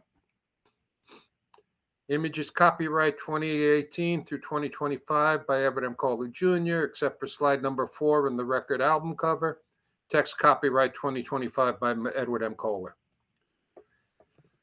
Thank you to all the volunteers and staff at the Pennsylvania Trolley Museum who have restored, maintain, and operate all of these cars. Their hard work and dedication to preservation shines through in these images. Thank you, Kim Seaver, for writing that letter all those years ago. Thank you for viewing. Are there any questions?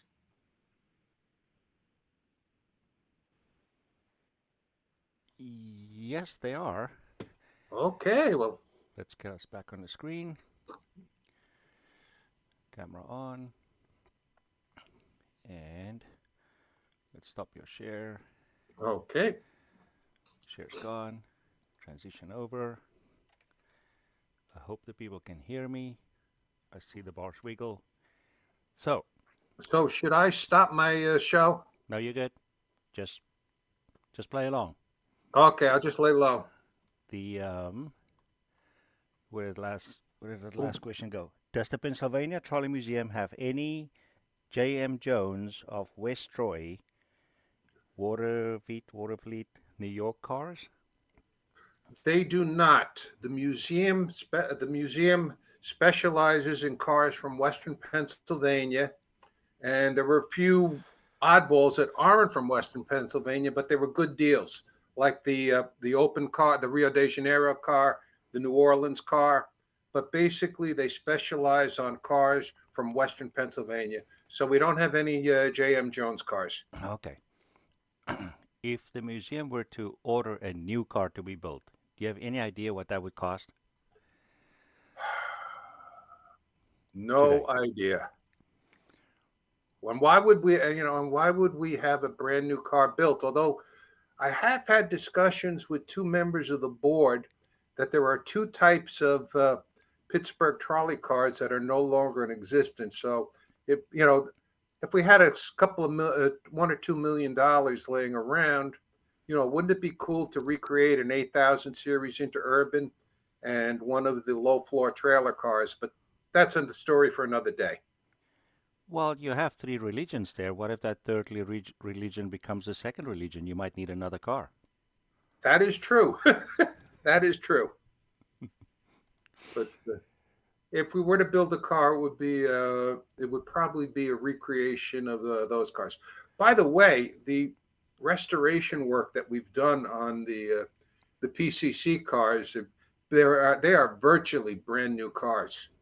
We shipped them out to what used to be the Westinghouse rail car factory, and they completely rebuilt. Oh, okay. So yeah, I guess we have built new cars. Do you know if any of these trolleys are available in one of our model railroad scales? Yes. The Terrible Trolley was made by MTH in 027 or O, same track, so that's not a problem. In N scale, not N scale, in HO scale, Corgi makes a model of the Terrible Trolley. That's fairly accurate. Okay. What you'd have to do, though, is take the bottom out and put in a new chassis that has a motor in it. So yeah, you could do that. By the way, if you wanted to set up your own PCC powered layout, you could buy a couple of the Corgi cars, paint them up the way you would want, and put in the electrics as you see fit. You mentioned somewhere the 600 volts DC. Is that some standard nationwide or worldwide? It was pretty much the voltage used for both trams and trolleys nationwide. There were exceptions. I mean, you had a couple of alternating current lines in the United States that used like all sorts of weird 3,000 volts AC. But your basic standard trolley and even your basic third rail electric is 600 volts DC. Now the Long Island Railroad, which I commuted on for a while, they've pumped it up to 750 volts DC. Okay. But I think they're the only one. How many running trolleys do they have at the museum? 21 out of 54. And of those 54, there are 4 cars that will never run. So almost half the cars at the property are operable. And then they cycle them through to give them all a chance? Absolutely. Well, until we got the Terrible Trolley where we have to run every day during football season, it was up to the crew the work crew, who when they reported, the operator and conductor would look at each other and say, well, what car do you want? Now, sometimes it was the decision would be, well, the 78 is right here in the front of the barn. Let's take that. Or another time, well, I know there's one guy, he loves the 4004. He will go 3 cars deep in the car barn to bring it out. Oh, wow. So, Now, you mentioned the 4004. It looked like the Yes. front pickup, the electrical pickup, is a normal-looking pantograph. well, it looks like a normal looking pantograph, but it's not wired in. The car was used in ice breaking service. So that is a icebreaker pantograph. It's a lot Okay. stiffer and a lot heavier than the pantograph used on the Pittsburgh light rail vehicles. Just to knock the ice off the trolley, Paul. And so how fast do these trolleys go? You said some of them are a little fragile, so you don't probably push them to the limit, but can they go 50 miles an hour? Well, the speed. The official speed limit on the museum is 15 miles an hour. At going over switches, it's 5 miles an hour. On Volunteer Boulevard, it's 7 miles an hour. Now the dirty secret between the Agricultural Fairgrounds and Arden Loop. You just open them up as far as you want. And you said 15, yeah, you that's don't have 1.5. The cars don't have speedometers, but Okay. I've estimated I've been up to 60 miles an hour on West Penn 832. I wasn't running it at the time. They don't let me run the Queen of the Fleet. In fact, they try not to let me run at all. You saw a photo of some crew on top of a car. There's no safety issues. The car is insulated.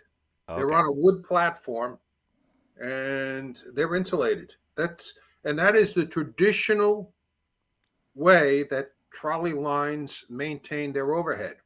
In fact, Pittsburgh has a car with an overhead platform all the same. Cool. It's taking something that works and keeping it working. Cool. The second last question. You said the MBTA uses standard gauge. So what gauge is the Trolley Museum running on? As I said in the show, the Pennsylvania Trolley Museum, and we're unique in this, uses the Pennsylvania. Well, no, we're not unique. The Baltimore Trolley Museum also has this. We use a 5-foot, 2-inch, 2.5-inch track gauge, which is called the Pennsylvania Trolley Gauge. I've heard a number of stories as to how this was created. The classic one is a horse car line in Pittsburgh got a franchise. This was in the 1860s, and they were told that their track gauge was to match that of the wagons in the street. And supposedly went out and measured wagons, but who knows? Cool. So you are a volunteer there. You're also a conductor there. I'm a volunteer conductor there, and for the record, it's a 7-hour trip from my front door to the Trolley Museum. So how often do you go there? I usually try to go once a month.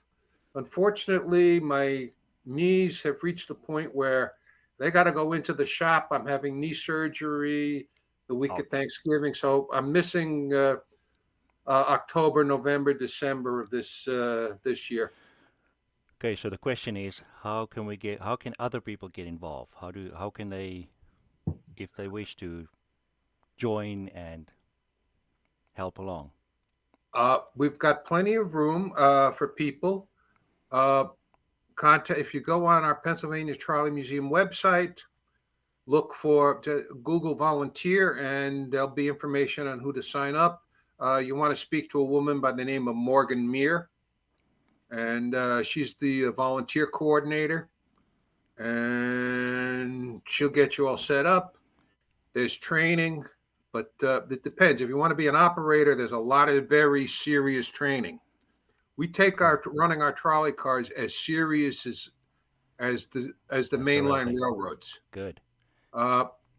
Conductor is not as serious. Tour guide, it's basically it's a classroom and then a day with an experienced tour guide.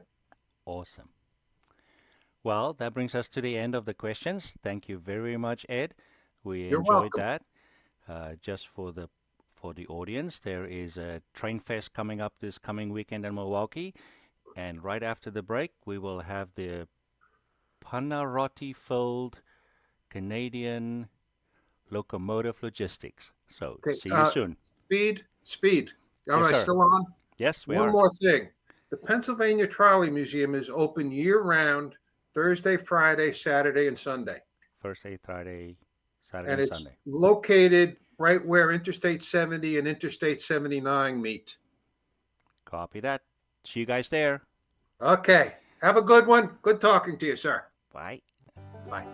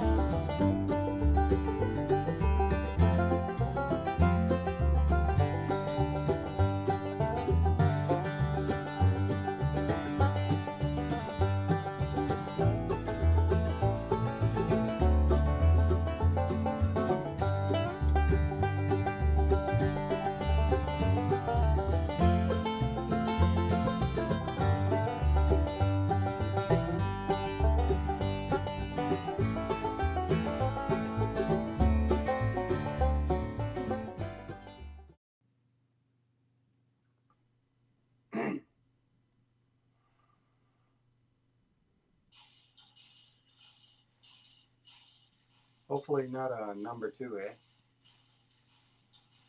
And here we go. We're on the air. A few more key presses. Welcome back. I'm Speed at the bottom of the helix. This is the October NMRAx show. And don't look now, but Darrin's really nervous. Okay, Yeah. he ate a whole meal, and now he's just worried that he enjoys it too much. So, I want you to keep in mind that TrainFest is coming this very next weekend, November 1st. I explained in the previous videos that I got an email from Southwest Airlines this morning saying, when was the last time you did something for the first time? So think about that. Darrin will do this the first time on NMRAx, so he's covered.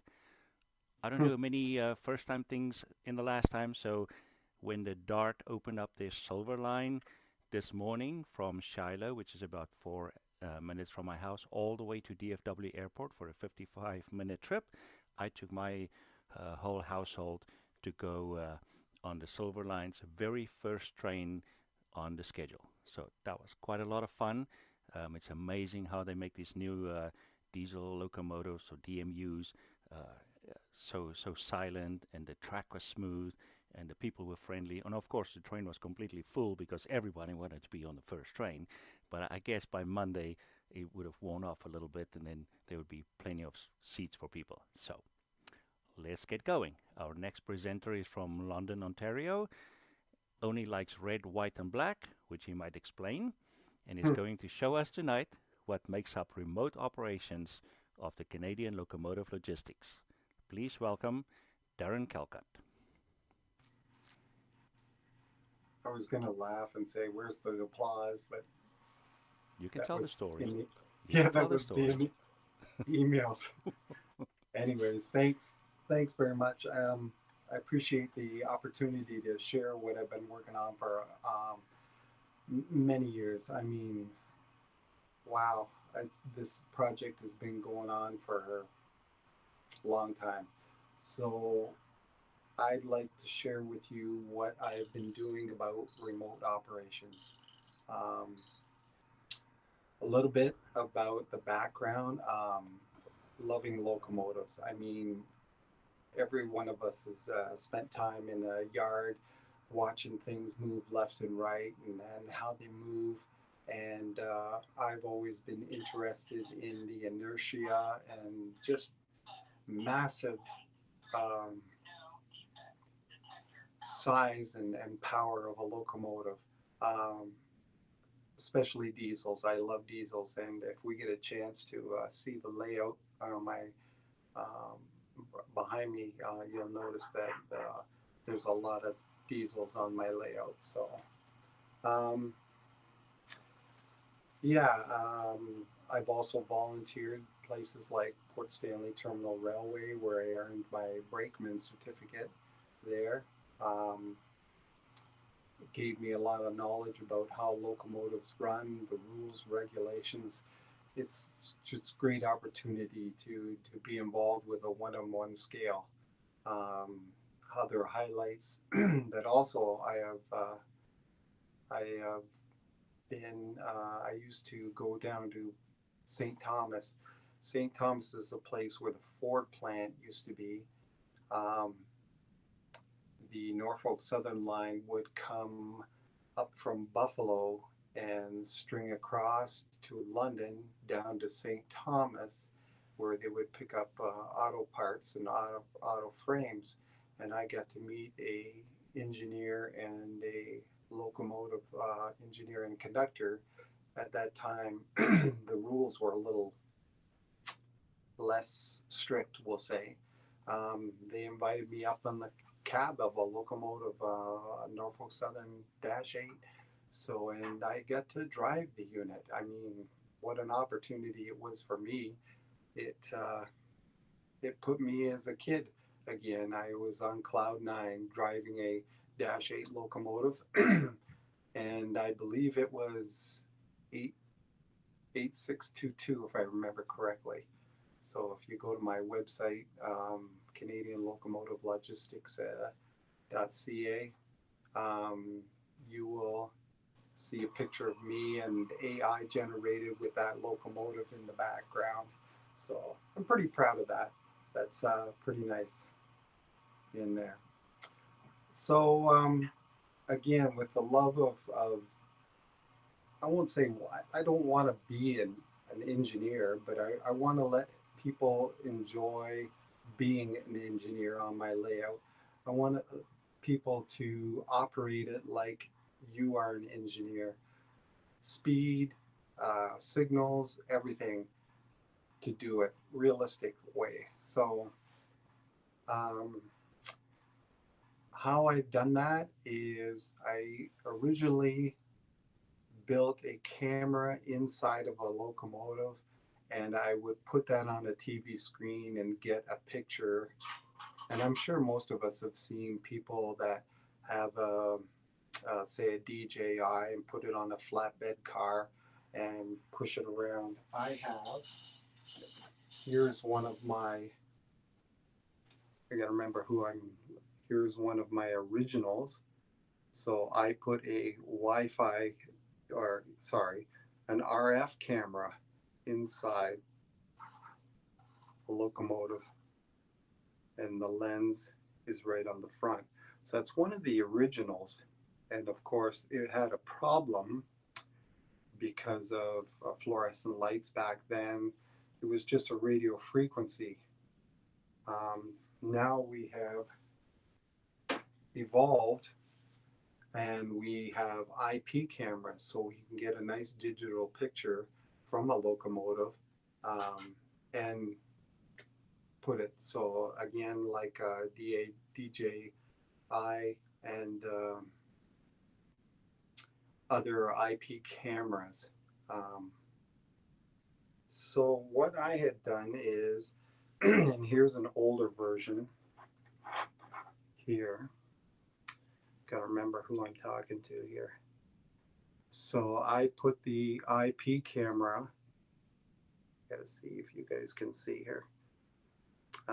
IP camera. This is the brains, the ribbon cable right up to the lens of the camera up front, and it is powered by the DCC track.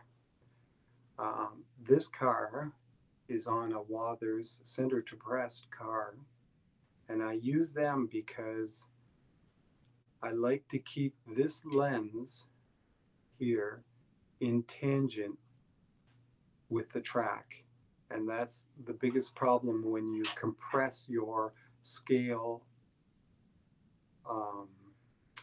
trains, how you see things and perceive things on a camera.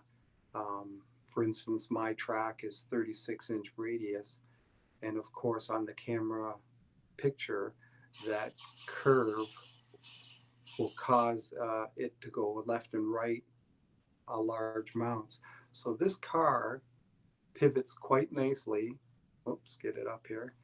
Pivots quite nicely and quite quickly, so that we keep, and you'll see, I'll give you a demonstration of how the track stays on the screen so we can see where we're driving quite quickly. There's a lot to this car, between voltage regulators, voltage rectifiers.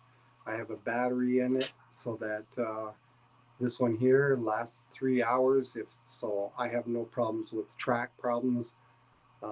It will continue to do a stream to the internet. And away you go. You can share your video that way. So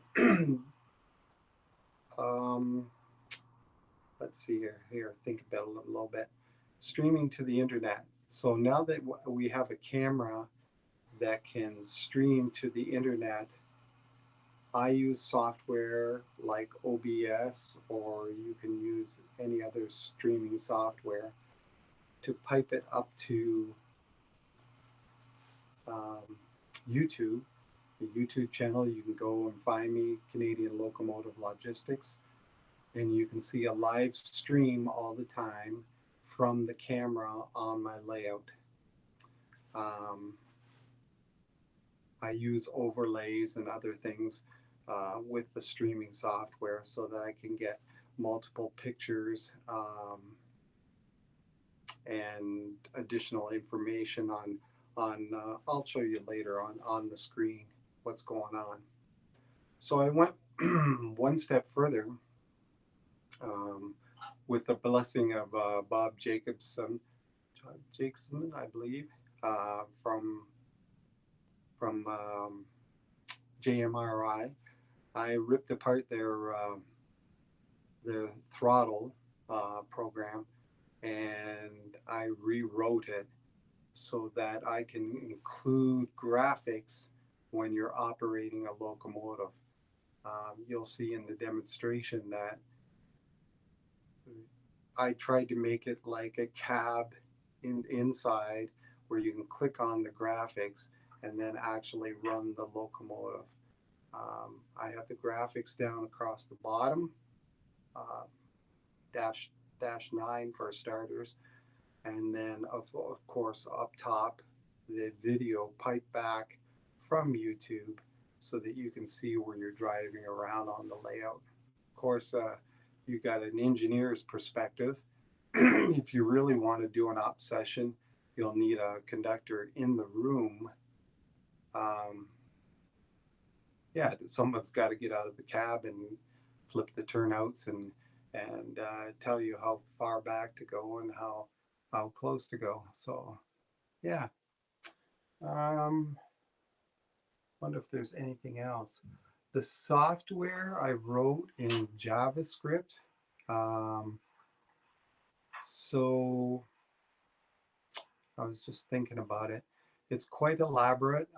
It's taken me a couple years, and it's amazing. We're always fine-tuning, adding something in there.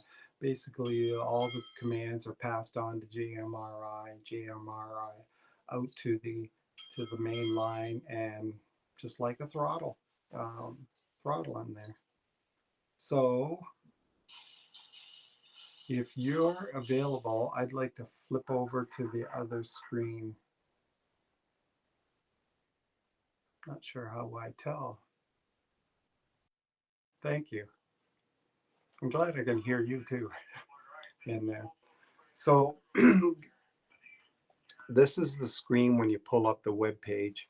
I'm not sure. Somehow we'll get you guys a link to it. Again, like I said, top half of the screen is the live video from the camera, 1280 by 700 resolution. This one's a 35 frames per second. It's okay, keeps the cost down. If I were to get a better camera, of course the cost goes up. Things on that top screen.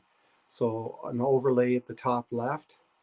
If I cursor over here, so oops, I can't go on the screen. Top left overlay, so I can put things on there from the streaming software, unique, if I want to put a comment or highlight some stuff. Top middle, I do an overlay with a packet analyzer. So I get a visual indication as an engineer that the information is being out on the rail. It's troubleshooting is what it is for. So if I do, I'm just gonna crack the throttle and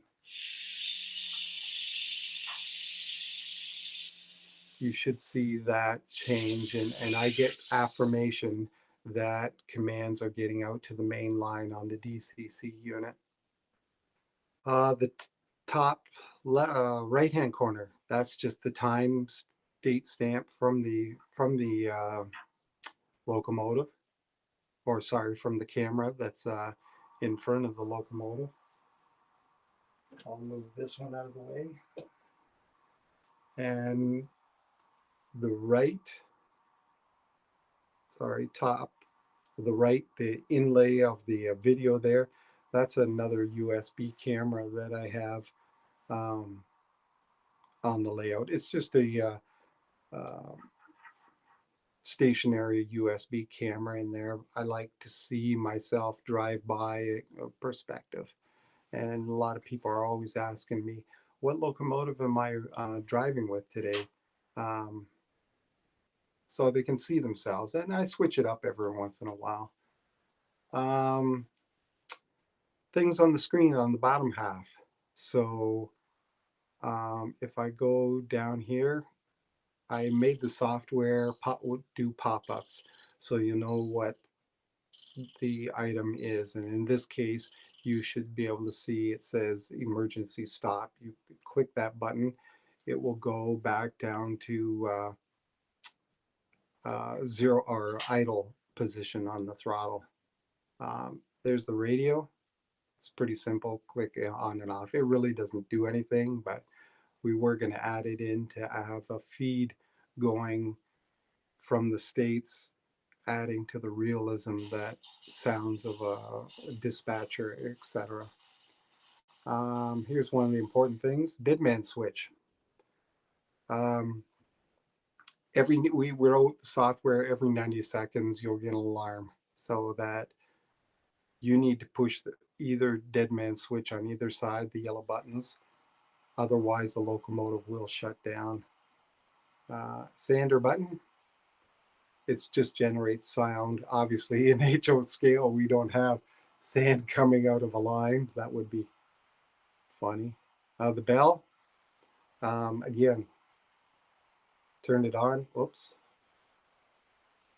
sorry guys. There, we're back. If I lose the connection to this, it'll reset. So that's what that is. There's the bell. Horn. And I'm on a laptop right now. This web page will work on anything. It doesn't matter what it is. Bigger the better, of course, on a screen. But I was going to say an iPad that's got the same resolution. You know, it's obviously better. I use the iPhone. A lot of times I'll pull up the web page. My wife's inside grocery store and I'm outside. Hey, just check in and then run a train around for a couple times and then see what's going on. But anyway, I'll just continue on here. So reverser handle. Now we wrote the software so that it's either a double click or click for one way or the other way. And you can see, so that's in reverse. And then that's a forward position. The next handle here, so throttle, and it says brake. I really need to change that to throttle and dynamic brake. Putting the handle forward puts it in the dynamic brake mode, and then of course pulling the handle back for you is the speed, and it's full 8 notches if you want to go. We'll drive it later. Automatic brake, again, they work. I have the code so that it applies the brake to the decoder that's in the locomotive online. An independent brake, because I'm using sounds, I'll show you where they come from. That's another story. It took a little bit of work because of how the function keys go with automatic but we got it worked out. So thanks to George, by the way. He's been amazing at helping me out with how things work so that I can get the best features out of this piece of web page here. To the right, again, where there's another deadman switch. And all these little white ones here are functions. Obviously, I'll go up and actually I'll do the headlight here. Headlight dim and then headlight full. So they do functions, if I remember correctly, 0 and 7, is it for the dim? I can't remember. but you can manually do the functions here. So if I want to do a function or a function that's not on the graphics user interface, I can use these manually ones. And F8 is a good one.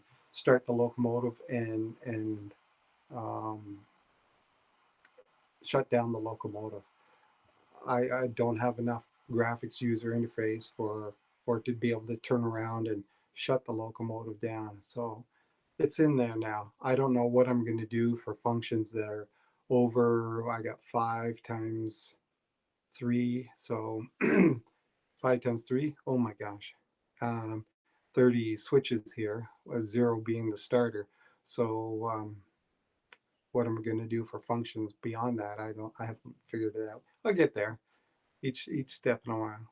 But anyways, I'm gonna drive this baby, and you're gonna love this. This is great. So we're already in the forward position, and hopefully you guys can hear. And away we go. I don't know with this feed what the delay is like. Um, Another thing to worry about is when I stream to YouTube, and then obviously it's coming to you as the user or the engineer. Um, the lag, there's the word I was thinking of, the lag in the controls. So when I go and I push the horn here,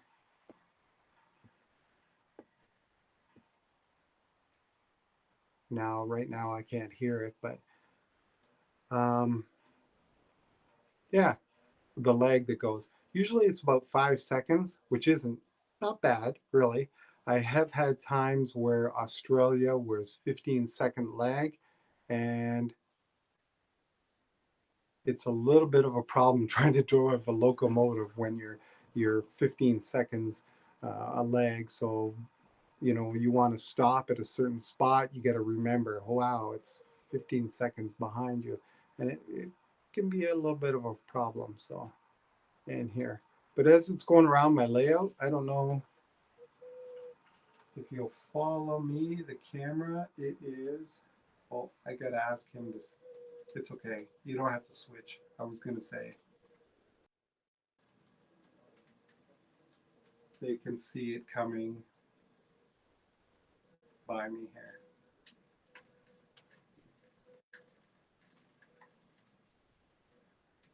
Just a little note, you gotta have, for something like this, you have to have impeccable track work. I leave this on 24/7. I'm not here. I don't need derailments. I don't need cars coming off, boosters going down. It gets ugly. And you all know about the safety of having such a current draw. You don't need burning wires under your layout. So if we have some time later, I'll give you a little tour of the layout and here. I do have some signals going. You can see that on the screen. This first one is by a track detection. So if you want to obey the signals, go right ahead. I'm pleased if you do. And the next couple of signals go by a timer, so that just by sequential. I haven't got enough sensors in yet to have them all, but my layout here is only 12.5 feet square, 36-inch radius. Here's a good example on my bridge when we were talking about. So 36-inch radius curve. I want the camera to quickly move to the left so that it doesn't go off the screen. If I were to put the camera, people have always asked, if put it inside of a locomotive. The problem is then, and I'll move back a bit, if you put the camera in a locomotive, because of the length of the locomotive, your view will be straight ahead instead of left and right as the train is moving. So,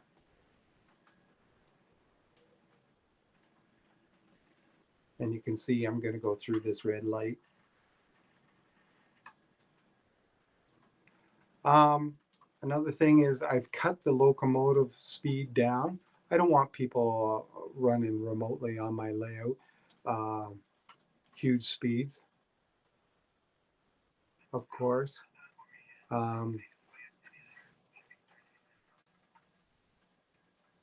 Yeah, I think I got it down to speed. CV5 is 35. So I cut it down big time. I had an accident once when I let people just drive it, and yeah. So,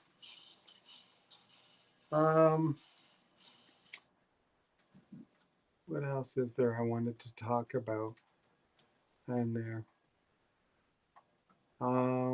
My layout is a modular layout, so I can take each table in and out as I please or change it. I don't normally do, but I just let people operate remotely, and away I go. If you get some time, go look up a friend of mine in Cambridge, Ontario. He goes by the name of Sparky 107 on YouTube. I am trying to work with him, and we're having a few little difficulties with the last camera to put his layout online. So you will be able to go to a website exactly the same as this and operate a locomotive on his layout. Lord willing, I can accommodate more people. I can put more people online with the camera.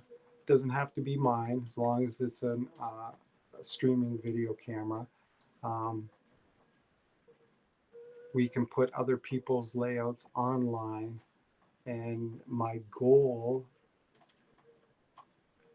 is to generate, hopefully, a little bit of revenue for each one of these layouts that are online. For instance, if you got a club layout that wants to go online with this, or a museum, I'd be happy to help you out, get you going on this, and then you'll be able to have people go to your layout, operate it remotely. I'm not sure how we're going to do things, either membership or donation or whatever. I haven't figured that out. I'm not quite at that. Seems like somebody's, oh, there you can see the comment on the screen. An engineer has entered the cab. So somebody has brought the locomotive to a halt. That wasn't me. So I'm not sure how we're doing for time here. So yeah, I can do that. Thanks. I can hear Speed in the background. He's helping me out. I'm a little nervous on here. I'll take this camera down and away we go. Sure. Thanks. Do I have to flip it around?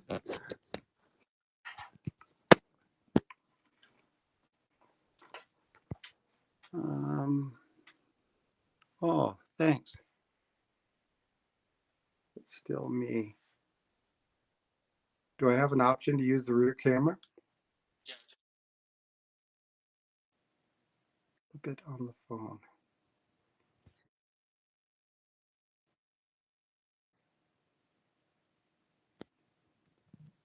Sorry, I don't see it. But anyways, I'll do it this way. You'll have to. So this is my layout.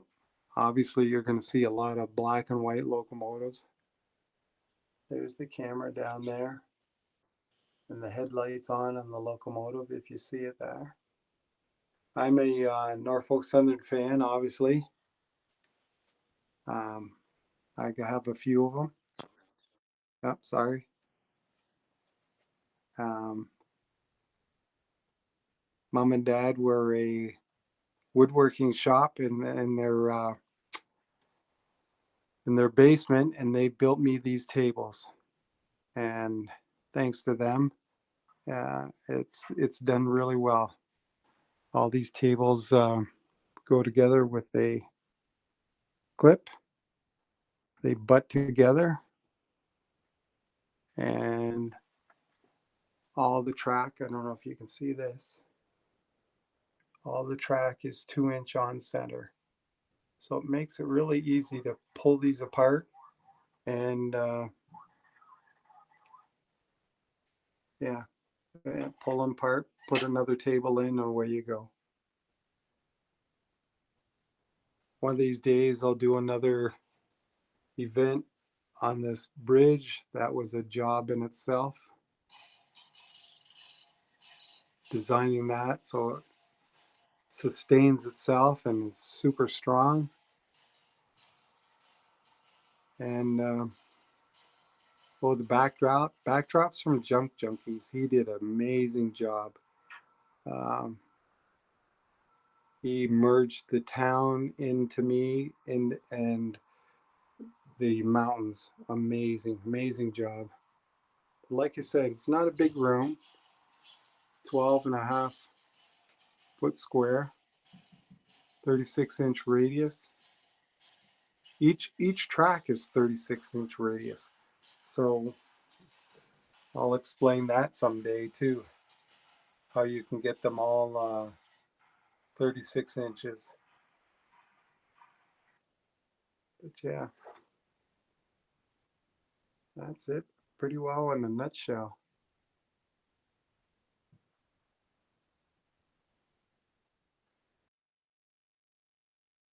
Thanks. I moved fast, but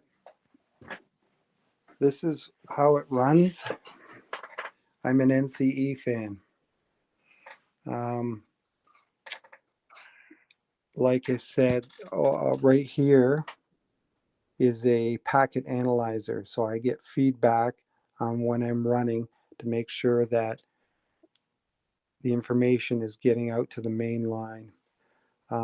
Bill, I think it was Bill, the original guy, talked about EB1s back in here. Very important to have breakers on your layout. This layout has 2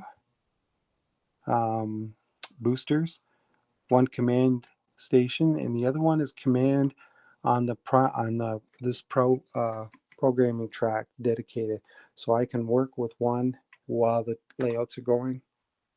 I know Speed was asking about these babies here. That is a serial port server. These are older NCE units that come with a 9-pin serial port. So this allows me to have multiple computers connect to the serial port of an NCE. These are invaluable. I mean, for what $60? I mean, they're amazing. So it's a USR-W610. You can look them up on Amazon. You can get them. I mean, yeah, one here is for the packet analyzer, and then programming track, and then mainline. So I can go upstairs, any computer, I can log in and run trains. Or yeah, it's just amazing.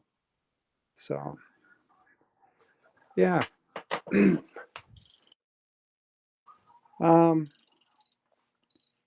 Where did it go? Sorry, I'm moving around probably a little fast.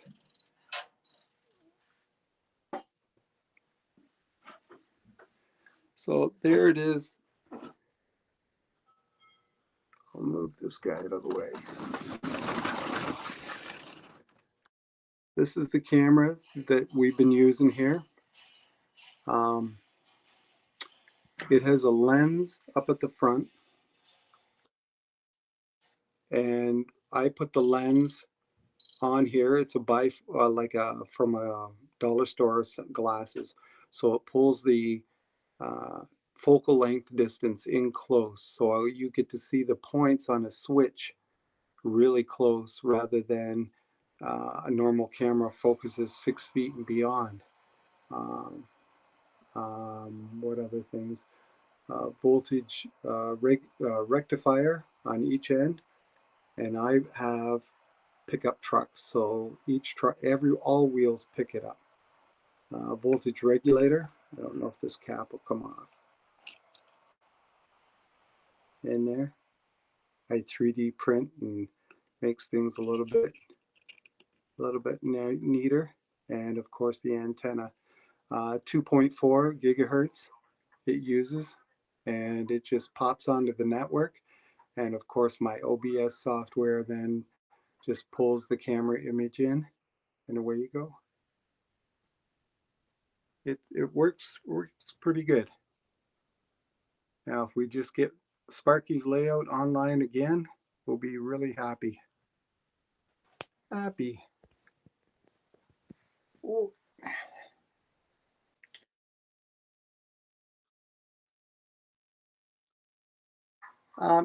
When it comes to the website, I'm going to put this back in the cradle.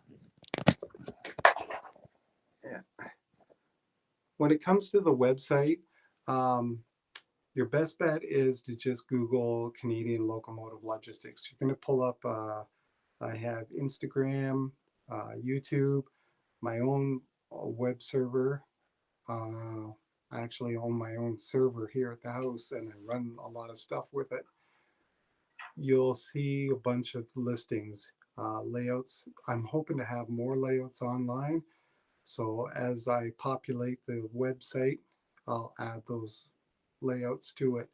I would really love to see more and more layouts online that you can pick and choose which ones you want to operate on.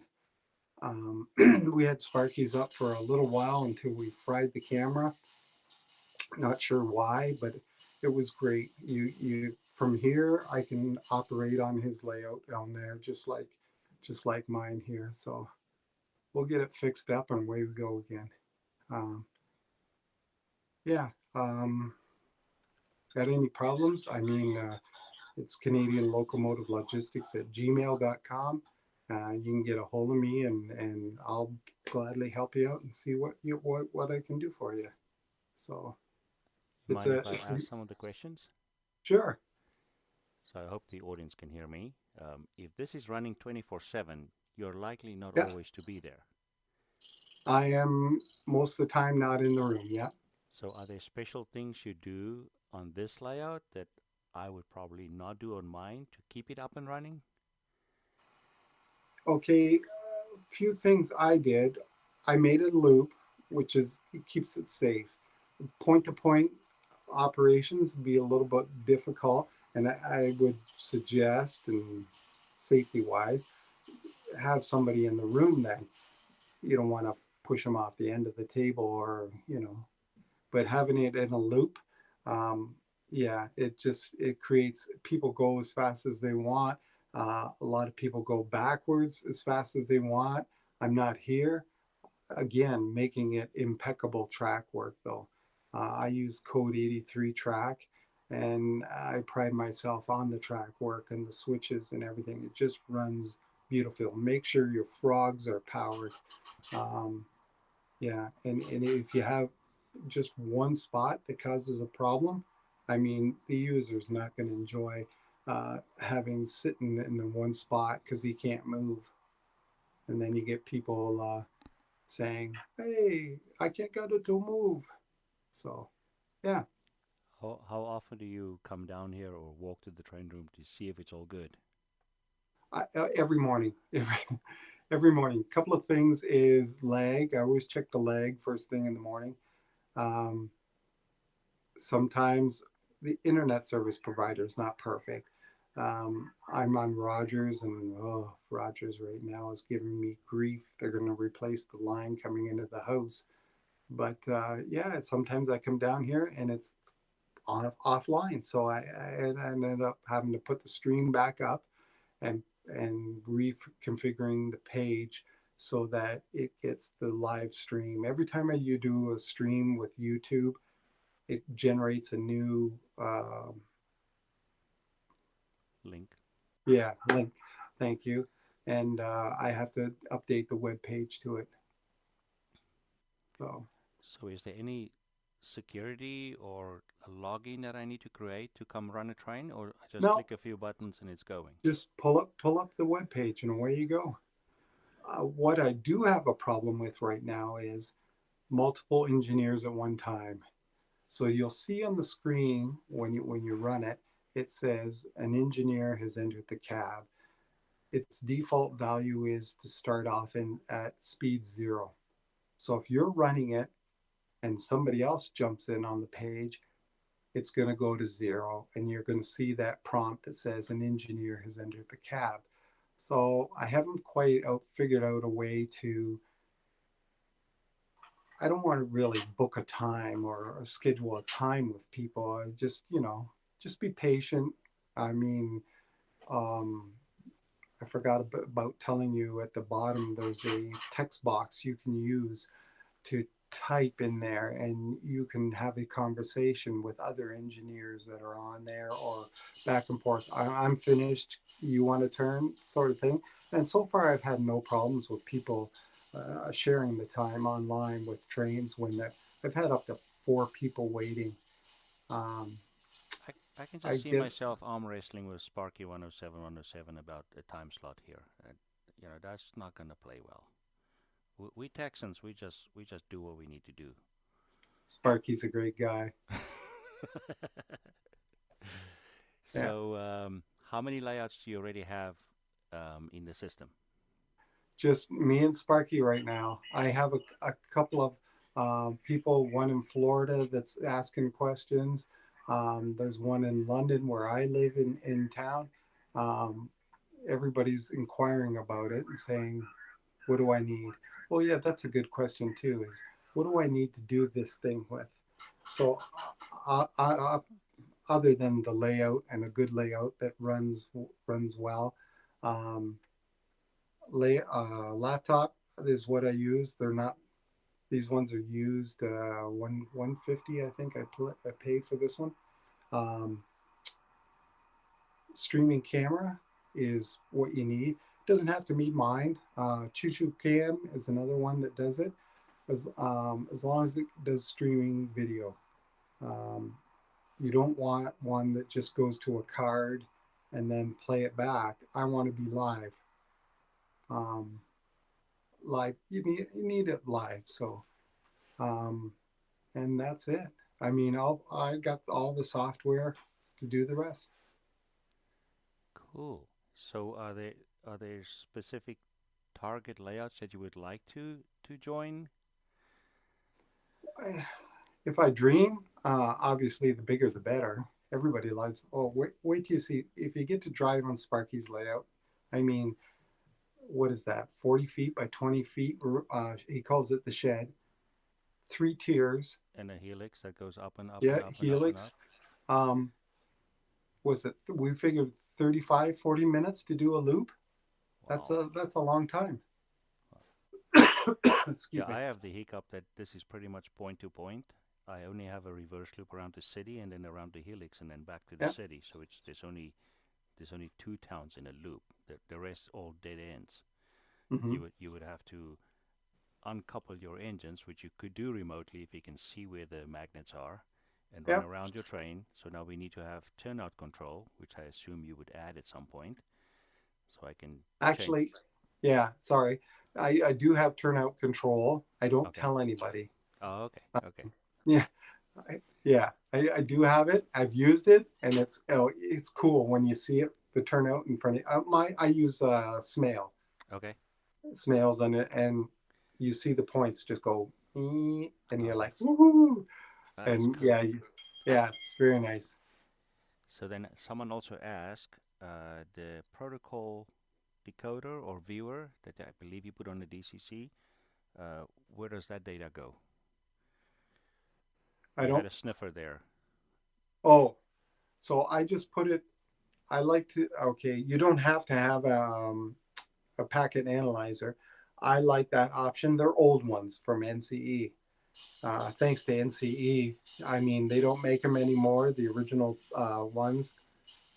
And I um, anyways, it's on the JMRI and JMRI. I create an overlay and I put it on the web page so you can see it as you're running. You can actually see the packet commands on the top of the screen scrolling up real quickly.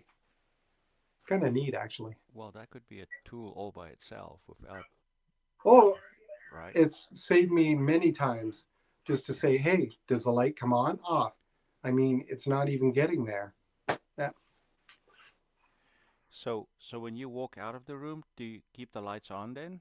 No, no. So we have to run in So the dark? you're gonna love this. So Alexa, turn off the train room. Okay. Whoa. Alexa, turn the train room to blue. Want to run at night? Alexa, Wow. turn the train room to daylight. Okay. So I wrote in the software in the web page, this center light here comes on when somebody loads up the web page. Okay. Just like it gives them 10 minutes, then it shuts off. So yeah, you don't want to run the hydro all the time. Yeah. Cool. It is a neat little system. I mean, I think I'm the first one to let people operate publicly anytime they want. I do know And there's a layout in Waxahachie, which is just south of Dallas. I forgot the mhm, gentleman's name now, and he runs trains 24/7. So you go to YouTube and you just see the trains move, and he has like 3 or 4 cameras that would switch mhm, views. And so maybe we need to get him involved so that he can allow people to operate the trains instead of them just running. mhm. Yeah, I wanted people to have the opportunity to run them, not just. eh, There's a ton of videos, and I love them. I got a special channel where I list all in cab videos that I found. It's great. I love it. I think it's the best in cab videos. But when you get to control it now, you can stop, you can go backwards, forwards, whatever you want.